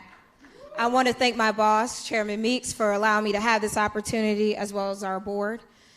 I know we talked a lot today about 2016 and the sadness of 2016, but I want to fast forward to 2018 about the power that we had in that moment when we took back the House. The CBC PAC played in over 70 races. We have 9 new members of the Congressional Black Caucus. We played in races they told us we shouldn't play in. They told us, no, it's not heavily minority. No way they can win these seats. And we decided to go in there anyway, and we gave people something to vote for. We gave them Jahana Hayes. We gave them Lucy McBath. We gave them Lauren Underwood. We gave them Antonio Delgado, and we gave them Colin Allred. So when we're talking about the sadness of it all, we still need to remember that when you bring people together and give people something to vote for, people will turn out. Amen. People will turn out the vote. And young people, yes, we are a little bit discouraged, but when you give them something to look forward to, you give them Teacher of the Year, you give them someone who survived tremendous loss like Lucy McBath, and you show them that when you bring people to the table that look like you, they can therefore start making decisions. And I know we talked about disinformation, but our members of the Congressional Black Caucus are talking to Facebook, are talking to Twitter on the House floor, and fighting for you guys to make sure we don't get disinformation again, that we won't suffer another attack. But should we hold them accountable? Of course. And they want you to. That's why you guys put them there. They want you to hold them accountable, and they're doing everything they can to fight on Capitol Hill for you every single day. And I look forward to this discussion and to talk to everyone after and any questions you may have. So we have just a few minutes, and I want to ask each panel if you could, just in your closing remarks, touch on an element that we didn't cover in your opening remarks, something that the audience can take back with them. I'm also going to ask the Congressional Black Caucus PAC through Congressman Meeks if we can share information on the PAC's website for all of your contact information and your presentations and how to get in touch with you. He said yes. Thank you, Chairman. So, Mr. Saunders. Let me just make a couple of points very, very quickly. The first thing is that we must not only be concerned about the presidential race. We've got House races. We've got a Senate race where we could possibly flip. We've got state legislative races. That's our neighborhood. That's where our members live and reside, and those are the races that they care about. So we not only have to concentrate on the presidential, but we have to concentrate on the down ballot and the congressional races also. The second point is this, and we've learned a hard lesson. You know, we used to fly in folks for the last 2 weeks of a campaign, you know, parachute them in, and then right after the campaign they would leave. You can't do that. What we've got to do is establish, and what we're doing through our independent expenditure program is establishing a year-round program where we are working closely with community organizations right in that community who know the people in that community. We train them, and they go out and they knock on doors. So they are not strangers. That can turn this around. It's extremely important. So I would just reiterate the what is at stake beyond the presidential. What we are seeing right now in the United States Senate is a travesty, and we have an opportunity to change that. We can protect our freshman members, and we need to do that. I will say that I will also say, in the spirit of making people uncomfortable, one of the other pieces that Cornell didn't show also from our polling is the degree to which, so yes, Trump is a historically unpopular figure with black folks. And there's also black folks who are giving him some room. And so when we look at even our own polling, where he has support, both in people think he's doing a good job, people will give him consideration in this year's election, it isn't insignificant. And it draws out of those numbers that we saw of those folks who feel disaffected, and in 2016 they voted for a third-party candidate. It draws out of the folks, and these are the vulnerable communities that I talked about, the constituencies within our electorate. It draws out of the folks who decided to stay home. And so there is a reason why that ad was on at the Super Bowl, right? There is a reason why Trump is on black radio in our cities, buying up ads in our newspapers, targeting us on social media. So we have to wrap up. We've got 30 seconds for the last three panels. Yes, I want to talk about the toolkit you can find on turnoutsunday.com. It tells you the 9 things that can go wrong, but there are 11 things that can go right. Black people do not have to lose money getting off work. They can vote early. You can pass out absentee ballots in your organization, in your churches and all. They can vote online. I voted online. I just moved to D.C., have my card in my pocket. So we need to get rid of all of this idea that everything has to happen on Election Day. Do as much as you can before Election Day because they're coming for our vote. If you already voted, you won't be suppressed. And you can help others go vote. So we need to get moving. Next. I'm going to ask that everyone visit clsj.org/censusjustice. We have an entire racial justice resource page there for materials, information that we are providing. I'm also going to suggest that we all engage in a frontward approach and a backroom approach. So we have our trainings for everyone, and they're lovely. All of us are invited. And then we have our trainings just for the black members of that audience. So when we're talking to educators, we talk to all the educators because it's a wonderful thing to do. But then we have a separate meeting and a separate time for the black educators. Now we can do that because we're a racial justice law center explicitly set up to meet the needs of black New Yorkers. All of us are not so privileged. Connect with the people in your communities who are. Frontward communication, backroom communication, and being sure that we're having culturally competent education. Spencer. Voter mobilization groups should circulate information about this issue, should work with election protection, 866 Our Vote, you all know that. Individuals need to trust good information and don't share disinformation. And then also Leadership Conference, Lawyers Committee, Brennan Center, Fair Fight, Laura Murphy, LDF, all have been important on this issue. Let's give our panel a round of applause. Let's get out there, turn out the vote, and make sure everyone participates. All right, folks, so we have an opportunity. So we have, literally, we just have 30 more minutes. We have opportunity for questions. Folks who do have questions. There are 3 people out here. First of all, I need y'all to turn lights back up. This is not a club. I appreciate that. All right, so we have 3 people who are holding the microphones. If you have a question, please ask a question. There's no need for you to hold the microphone. That's why they are there. I have no problem cutting people off. I'm just letting you know. And so if you're leaving, please leave quietly. The folks have questions. And so first question over here. Somebody lost their driver's license. All right. All right, T. Danielle Young, got your Virginia's driver's license. So I have a microphone here. I got a microphone over here. If there are any questions, please just step up, ask your question, then we'll get it answered. All right, right here.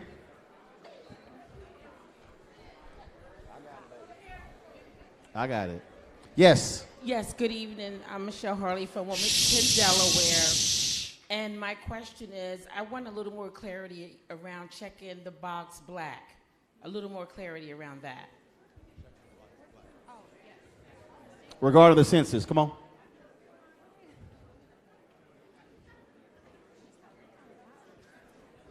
Go ahead. More clarity around the checking the box black. So one of the main questions that is asked on the census is that of your racial category. There are only 5 racial categories that this country generally recognizes. Black is one of them. So while you may have a whole host of other elements to your background, ethnicity, nationality, however, on the census for voting rights protections, for civil rights protections, checking black is the only thing that we have as a data point that says how many black people are in this space. So when I go into court and I have to do battle based on racial discrimination, I have to be able to say that this many people are in this space so that I can center my remedies that I'm asking the court to adhere to for them. So for the first time, black people in particular, and this was something that was very hard fought for, will be able to not just indicate race, but also ethnicity, which is very important because, as I mentioned, we don't have a real clear, settled space on the term black and whether or not it applies to all of us. So if you are from the Dominican Republic and you phenotypically present as black, even though black is not a category in the Dominican Republic, you would be able to say nationally, you are from the Dominican Republic, but racially, since you get pulled over the same rate as Ray Ray and them, you are also black for the purposes of this conversation in this country. Got it. So that is the same regardless of nationality. So race is very different from your ethnicity, from your nationality, and this is the first census that we'll be able to actually demonstrate that. Cool. Question. Mike Childress, DuPage County, NAACP. The question that I have, and I never hear the candidates talk about it, is the most dangerous man in America is not Trump. It's Mitch McConnell. And nobody ever talks about what we can do to get rid of him. We need to focus on that Senate, because we have to, because they're packing the courts with judges that are not looking out for you and not looking out for me. First of all, to break that down 2 ways. First, the Senate Majority Leader. To get rid of him, Kentucky voters must do that. Right. To get rid of him as Senate Majority Leader, Democrats must take control of the Senate, and that is targeting those particular states where they have the possibility of doing so. And so you do have that. You had Senator Chuck Schumer, who was trying to recruit specific candidates. Several of them ran for president, like the guy who ran from Montana, Beto in Texas as well. So a number of people, probably about 3 or 4 candidates. You saw Hickenlooper in Colorado drop out, and then of course is now leading according to polls in Colorado. And so that's actually what is happening there. But again, it's not taking out McConnell. You have to actually win the whole Senate in order for him to be a minority leader, not majority leader. Okay, question. I got a question. I got 3 mics over here. Got a question over here. Go. I have a comment. My name is Cassa Herron, and I'm from Kentucky. We have a black candidate. His name is Charles Booker, and he is running to replace McConnell. There's another candidate that nobody knows her name that the DNC are putting a ton of money behind. We don't even want to say her name. Charles Booker is the candidate that's going to replace Mitch McConnell, and we need help. No question. All right, no, hold on, no. See, you can't come to the hold 1 second. You cannot come to the microphone and say we need help. You give no information, no website, no data point. CharlesBooker.com. There you go. So he's a brother. He's running. Right, but I'm saying we need the website to know who we talking about. Booker. CharlesBooker.com. Got it. All right, there we go. Question here in the center. Hi, my name is Alexandra Trey, and I'm a sophomore at Howard. And today we've been talking about like engaging the youth, and I just want to know what everyone on the panel, or even yourself, Mr. Martin, would say that how do you even do that if there are people like myself that want to get engaged, but nobody contacts me or any kind of way? Gotcha. All right. I can answer the question. Who wants? Who's actually? Go ahead. So we had an event not too long ago with one of our voter engagement ambassadors, Candace Diller Bassett, who had a Rock the Vote event at Howard's campus, actually. But if you would love to get involved, I would love to have you. If you want to get on a race, I would love to have you. I would just take your resume and I would put it out to all of our campaigns that we have. But if you would like to get involved, I would love to make you an ambassador as well, because that's what we need. And what's your organization? How can folks reach you? Congressional Black Caucus PAC, and we could talk after this. Just catch me over there. No, baby, I need you to get a website because there's more than 1,000 people watching the live stream right now. Yes, sir. Okay. See, we ain't just talking to the room. Yes, sir. Okay. CBCPAC.org, and you can find us on all the social media channels, and you can send us direct message, especially for our youth, and you can email campaigns at cbcpac.org. Is that good for you? There you go. All right. That's how we do it. You want to answer? Go ahead. Well, I wanted to, one of the things that I think is important, the point that you made that the cavalry is not coming, that we are it. And so I think that there are a couple of things to remember. It means in some ways that we have to organize where we are, and sometimes that means just doing the organizing ourselves. So I think that whether it is forming a voter engagement and turnout organization on your campus, whether it is looking for opportunities to be trained, whether it's through the Electoral Justice Project, or I know Quentin was here through Collective PAC, there are opportunities for you to learn how to organize on your campus, and then sometimes just forming the organization yourself. In addition to, I think, going to the websites of organizations like CBC PAC or Black PAC or others so that you are engaged and in communication, and also getting in contact with other local organizations. So for us, we will engage you, but we also will connect you to the folks who are closest to you, who are doing community engagement as well. Other question I have, this room was packed, it was standing room only. CBC PAC, I need y'all to answer the question. Was data collected of every single person representing every group who was in this room? Okay. Yes. Now, will that data then be broken down to not only the organization, but in terms of what's their emphasis, in terms of what category, and where they're located? Okay. Huh? No, well, I don't need the can be. So then what needs to happen is all the folks who were here, that data needs to be shared so we know who was in the room. So how do we then begin to connect with those folks?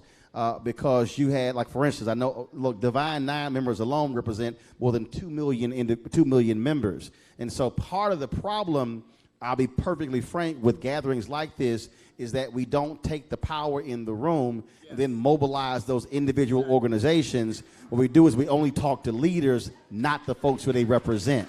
And so that data collection is also critically important. So I definitely will be asking that question again in a couple of weeks because I want to be sure that we have those folks on the show because we have to be able to pump that information out. We got a question right here. Thank you. He got the mic. He got it. You can breathe. Thank you. I'm Alicia Martin, a financial analyst at the Treasury Department. And my question is about the racial disparity. According to the New York Times, for every $100 in white family wealth, black families hold $5.04. The wealth of the median black household has declined 75% from $6,800 to $1,700 from 1983 to 2013. So what race-based policies are being proposed to address this racial wealth disparity? Spencer. We ain't got time to be waiting on somebody to jump in. Go ahead. Go right up there. You're good. So there are a variety of things that we could do. Congressman Clyburn has 10, 20, 30. That's really not race-based. It's geography-based, but it hits a lot of the black rural South. Another is a Black Belt Commission. Right now, there's basically Appalachian reparations, right? There's a commission focused on Appalachia. They get about $125 million a year that they convert into over $1 billion a year in private matches and state matches. We need to focus on the Black Belt, not just the rural areas in the folks. There are a variety of other things we need to do in terms of helping black folks move toward obtain jobs and secure wealth. One of the things also as a federal worker you should also be doing, at the federal pension fund is $1 trillion. African Americans only manage 100 million of $1 trillion. If you ask where is the most collective wealth in the black community, it actually is from black public workers. And so part of the problem, and when you think about the amount of money invested on Wall Street, pension funds are actually the largest investors. And so a lot of African Americans don't even say anything and ask the question, who are the money managers, who are the law firms, who are the bondholders, who are the accounting firms? And so if black public workers use their collective power, they could literally change the face of Wall Street because they're investing your money. And so that's happening. So the first thing is making sure that black folks are getting a piece of that $1 trillion in the federal pension fund. Question. Hello, everyone. My name is Caitlin Perryman. I'm also a student at Howard University. My question was regarding, we talked a lot about social media and how black voters, especially young black voters, are being targeted. What kind of resources are out there that can help young black people discern what's real from what's fake on social media? Are you familiar with the Color of Change? We work very closely with Rashad Robinson. It's 1.5 million, mostly millennials, who are very, very sharp on data and connecting young people. I know they have a website. It's called Color of Change. Colorofchange.org. Spencer? So there's a news literacy project, Informable, if you Google that. Also IREX, I-R-E-X, and the notion here is to help discern kind of what's truthful, what's not here. And then also NAS, which is the National Association of Secretaries of State, they have like what's really current information right here. Also, what you should be doing is identifying who are those black media individuals or outlets who you can ask specific questions to using social media in terms of when you come across something. And so that way, look, the number of people who say, Roland, if you don't talk about it, I'm not believing it. So they got to find our trusted voices and not just rely on hopefully somebody on CNN or MSNBC. And so you can actually put together your own group. So if you got a question, hit folks with those sort of questions, whether it's Adam Sir with The Atlantic, whether it's what Jamel does, whether what Joanne Reed does. There are litany folks, Jelani Cobb. So it's about, there are a number of us who are living this every single day. You should be hitting folks with that information saying, hey, I came across this, true or false. Yeah. Cool? Yeah. All right, question right here. Yes. I need you to stand on up, sister. We got to see you and hear you. Right. I'm Prophetess Taji Anderson, and one of my concerns is about ex-offenders, people who are incarcerated, returning citizens, and I wanted to know who or when are we going to mobilize families and loved ones of these type of people and have a movement for the families and loved ones coming together to register to vote? Well, just so you know, you take what's happening with Amendment 4 in Florida, total 1.4 million, what Desmond Meade, Sheena Meade, and what they have been doing there. You now, of course, had the governor of Kentucky, who also has signed legislation to grant about 140,000. A bill was passed in New Orleans where you had about 40,000, which actually was really one reason why the Democratic won there in Louisiana. Those are all state initiatives. And so you still have some national initiatives, Reform Now and some others, but those are happening at the state level. I think the governor of New Jersey, also what was happening there. And so really it's how do you connect with the state organizations who are mobilizing the people in those individual states. I'm sorry. Go ahead. Just have to chime in. We need like constitutional amendments and real change. Executive orders are okay, but then when you lose the governorship, it like just flips back. That's what happened to us in Iowa, right? So how can we have real constitutional amendments that are meaningful? That's right. Florida, we're fighting over right now here, that constitutional amendment movement on the state level, like Roland said, is critical. Right, because voting is a state issue, it's not a national issue. But there was also a referendum passed in Florida on that issue that the voters said that they should have the right to vote and all those things. We just got to continue. But that took 10 years. Yeah. And I'm saying that was what Desmond Meade was leading, and so they were effective with that. But again, there are existing organizations who are doing exactly what you're talking about. And so again, from a data standpoint, if they were here, once that is disseminated, you should be able to reach them. But there are groups who are doing that right now. And one of the things that local people on the ground can be doing is similar to what happened in New York State. Back in 2010, really before that, people began mobilizing to make sure that even though the federal census count places people who are currently incarcerated at the site where they are incarcerated, on the state level, you can ensure and work to ensure that your legislature passes laws so that they are counted as of where they came from. We have about 7 zip codes in the state of New York that send the vast majority of people upstate. We are literally providing coffers for the people who are upstate, but we were able to ensure that on a state level, they were going to be counted and the resources would be reallocated so that it would be applicable to the homes from which they came. All right, we have about 16 minutes left. Spencer, hurry up. I'm sorry. So you got to do all this at one time, Spencer. I know, this is so important.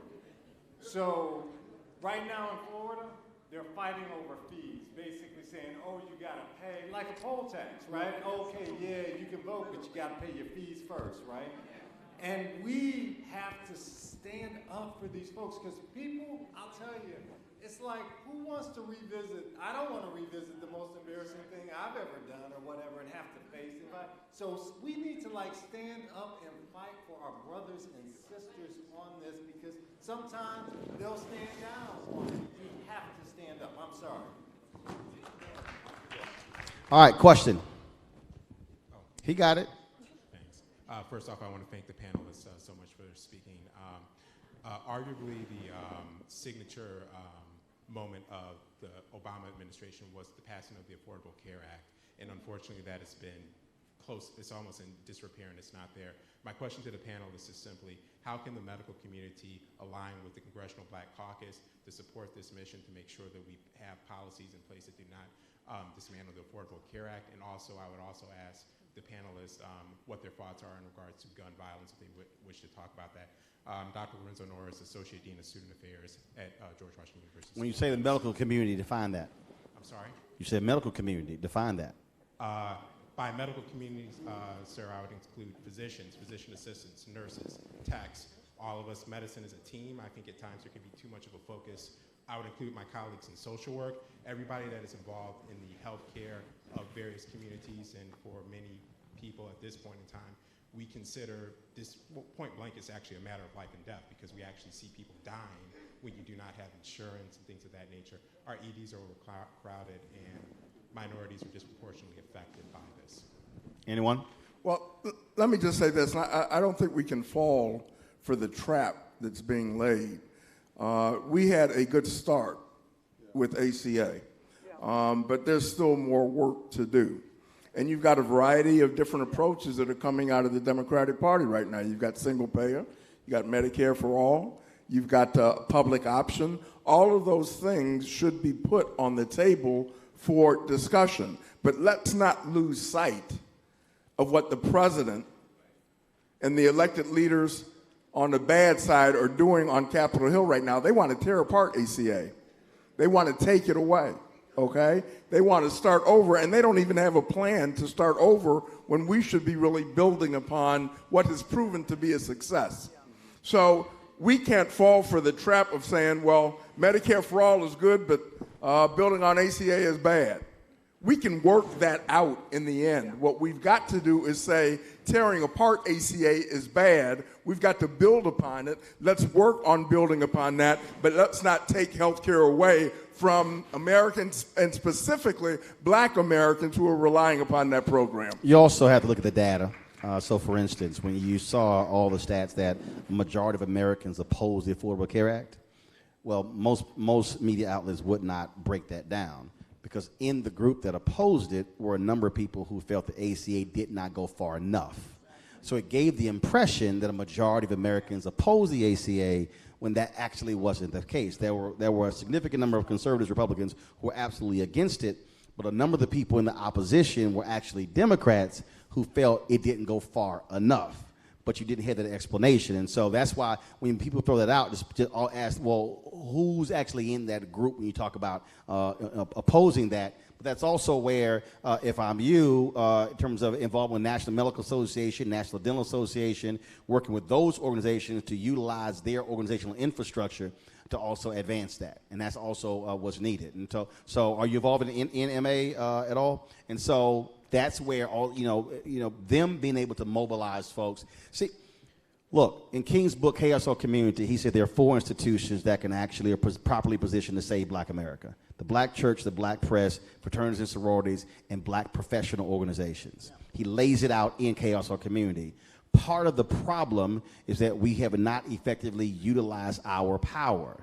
We have groups of Black folks representing 1 and 2 and 3 and 4 and 5,000 and 20,000 members, but they're actually not mobilizing their constituencies. So we're meeting with leadership. Leadership then has to go back and mobilize their institution, their members, in terms of able to do those things. And I can tell you, as somebody who did Tom Joyner for 11 years, did TV One for 13 years, I can count on one hand the number of times Black organizations have asked to come on my show. So it's real. So when people say, man, if somebody will call us, no, you got to actually call someone and actually say something. And so that's why I'm always pushing leadership. What are you doing?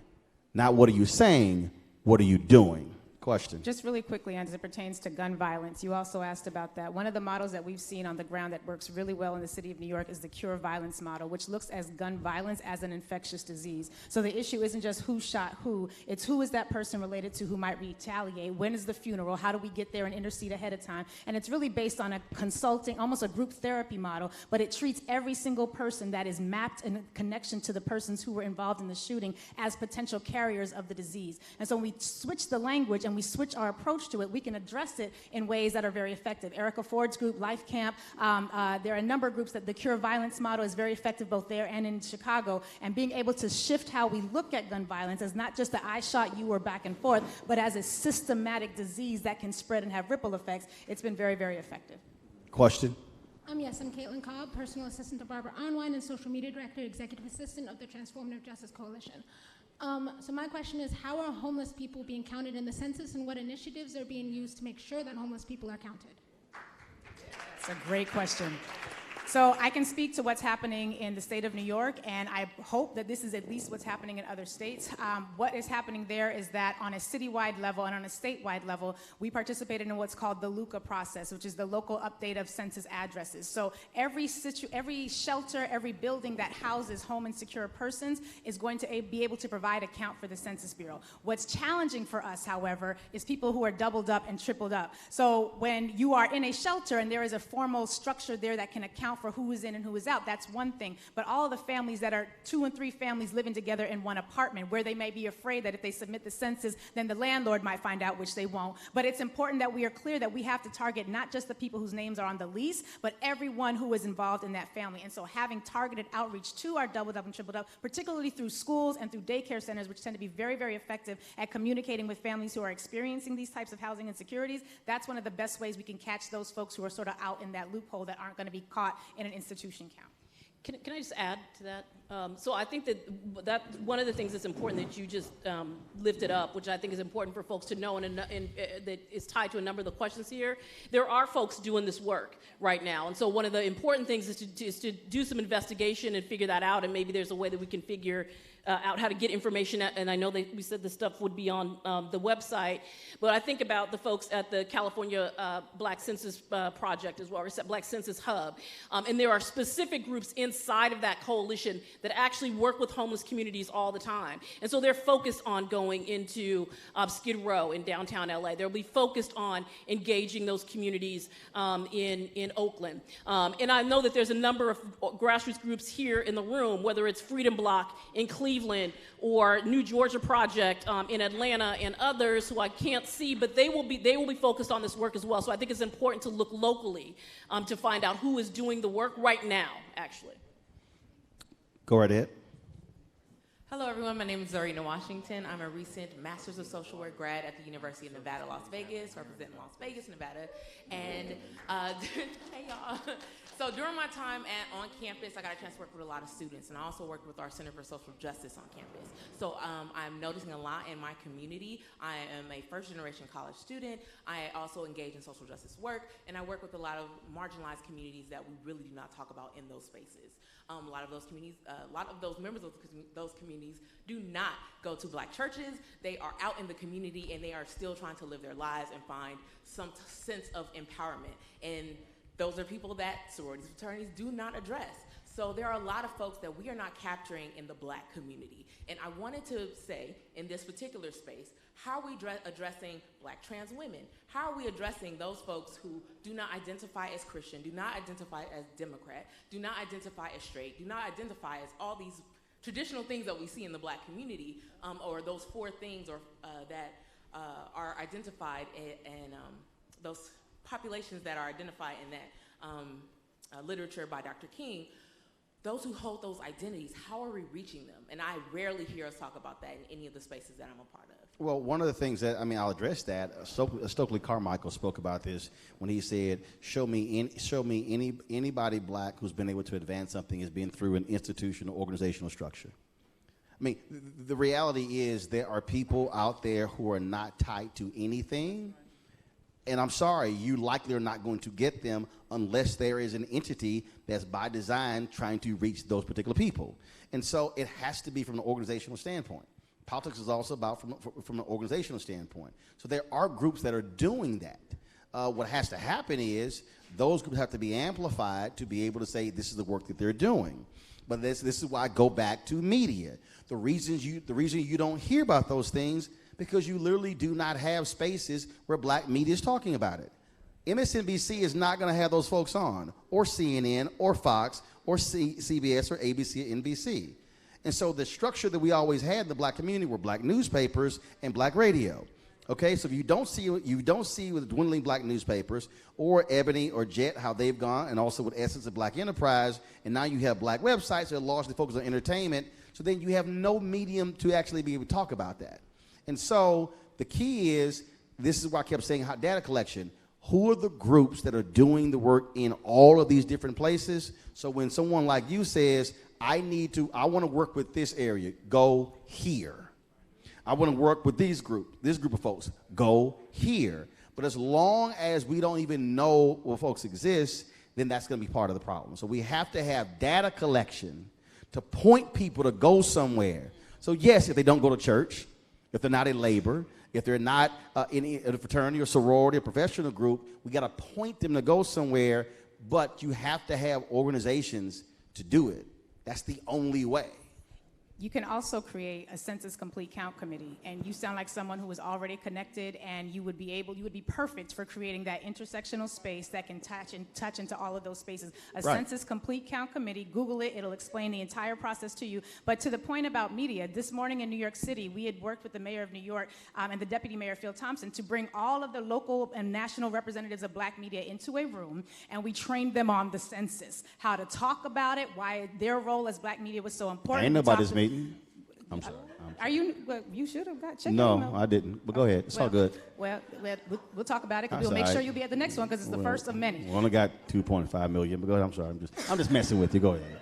I'm messing with you. Go ahead. Send the invitation list, Brother Rowland. I But what got I you. will do is make sure that you are on the next one. But my point is this. You can get your Black media in wherever they are, whether it's the bloggers, the Instagram influencers, whoever it is that you have access to in Las Vegas. Get them in a room and talk to them about what the issues are. Talk to them about how they should talk to the community about census and raise those issues with them, particularly coming from the intersectional vantage point of the groups that you were talking about. All right. And Got a question. one last thing. We literally There have 3 is- minutes. So after okay, this really- question here. Okay.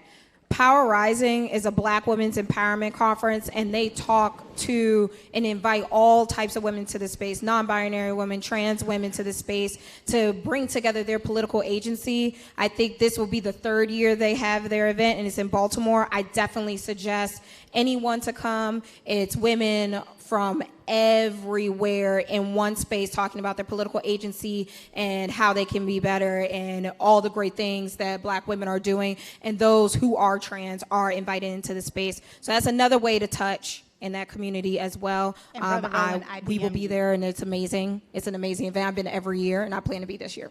Question. Yes, my name is Michael Mitchell.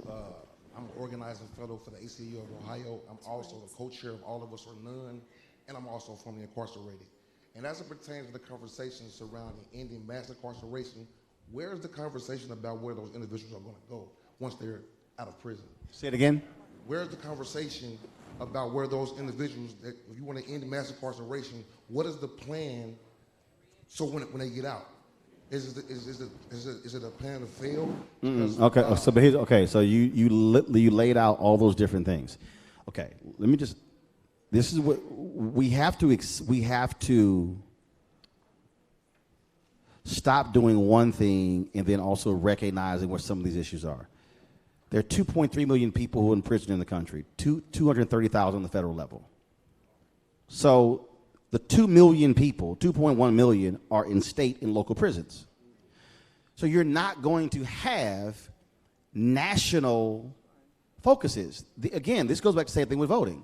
So the question I ask you is, who are the entities in your state who are actually doing this? Because if you come back, you're not going to be employed nationally. You're going to be employed locally. So who's doing it in Ohio? Where do you live? I live in Ohio, Cincinnati, Ohio. Right. So who are the groups that are doing it statewide? Who are the groups that are doing it in Cincinnati? Then who are the groups in Cleveland and in Columbus and in Dayton and your other cities? And now when someone says, I need to connect, then you can say, this is who is in Dayton. This is who is in Cleveland. And so many, we spend so much time trying to focus on the CBC when in reality, a majority of the issues that we have to confront are actually local and state issues. And so we look to DC to change stuff when actually it's the state. So I would actually say, if you go back, then with your network say, hey folks, who are the people in the state and the city who are doing this, and now what work do they need? I meet more people across this country who say, I want to start a nonprofit. I said, I can guarantee you there's already an entity that's been created. They're just looking for you to join them. And so that's actually what I would push. And so those conversations are being had. I mean, literally we discussed that on my show earlier tonight. It's being had, but those are such local issues. They don't actually become national issues. And that's part of the issue. You're not going to see national dialogues about what's really as local as possible, because that's where they're getting hired, in the communities. And so if you think nation, state, city, neighborhood, blocks, streets, houses, house. It's the exact same way. So you actually are asking a house, street, block, neighborhood, city, state question. That's not necessarily a national question. Yes.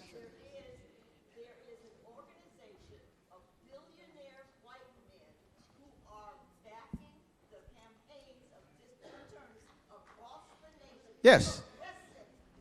No, you said district attorneys. What he's talking about are the individuals who have been let out of jail in terms of getting hired. I'm making a connection here. Huh? Housing. That's what I'm saying. Housing. Right. So what? A connection here.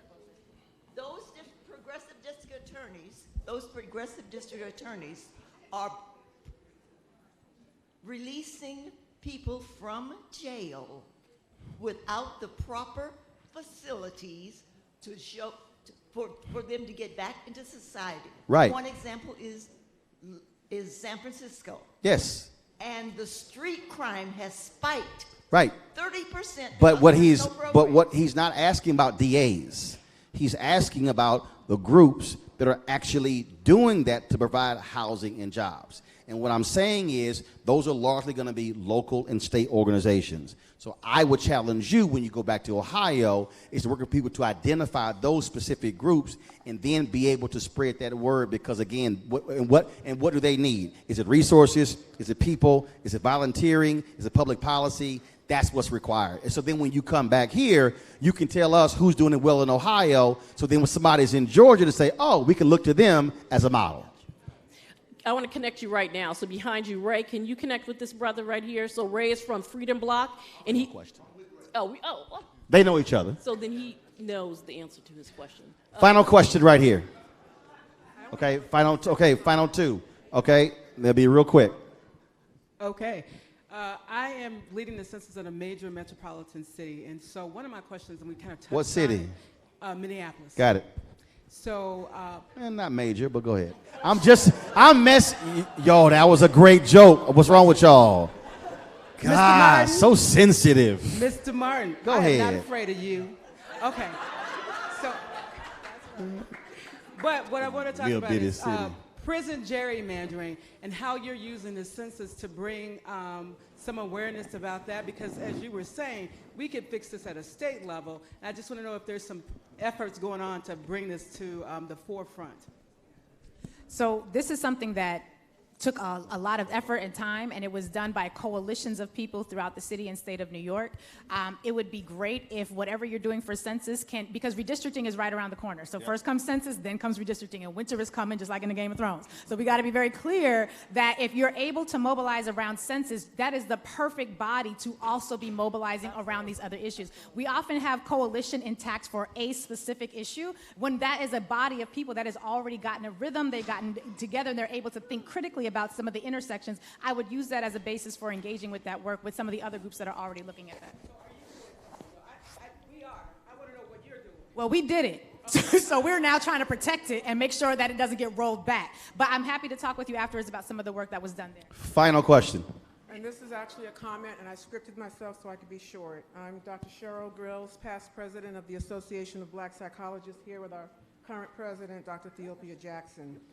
Like Dr. King said in the opening of one of his speeches, I come here tonight to plead with you when he asked us to believe in ourselves. We are, in fact, in a fight for the social, political, economic, and quality of life of the next 2 generations plus, and in a fight for the souls and righteous minds of our people. Question. My statement is, I do not have a question. Oh, God, okay. I ask that tomorrow we think about walking away with our sights on a couple of things where we integrate the psychology and the science of behavior change, community organizing, and marketing with politics and civic engagement. What is our 10-point plan? That plan, what do we need to know? What do we need to do? Why do we need to do it? There should be clear, simple statements about that. Clear, succinct strategies like check black. Key 2 or 3 places should be clear that people can go to that contains a repository of more information and constantly updated fact-checking. Specific action steps for various Black national organizations, constituencies, and groups with toolkits available. We need to do this, and hopefully the CBC can take the lead in making this clear, succinct, specific. Okay, I certainly appreciate it. Thanks a lot. Folks, the last point I'll make is this here, and it is the one I've already mentioned a couple times, but it drives me crazy. We spend an inordinate amount of time organizing protests and rallies, but what we don't do collectively is data collection. The reason I'm just an example. When we launched my digital platform, I have 2.5 million social media followers. I wasn't worrying about trying to get somebody who didn't already follow me. So the reason we did 100 million views in the first year, 345 million minutes watched in the first year, because we already had data collection. So part of the thing that we have to do is when we have these gatherings, we have to get the information of everybody in the room. So you get the names and the addresses and phone numbers and cell numbers and social media accounts. So after the event is over, you're starting from a point of 3 and 4 and 500 and 1,000 people to then build from. It's a waste of time to keep organizing events that you don't do data collection of the people in the room. And so whatever you do leaving here, make data collection something you do at every single one of your gatherings, because that's where you begin to do all of your building. Congressman Gregory Meeks is going to close us out.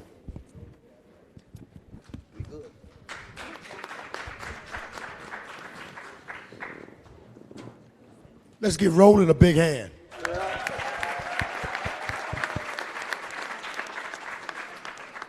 And when you talk about trying to communicate and to make sure that's what it's all about, We've lost that, and we've got to make sure that the methods of us talking together.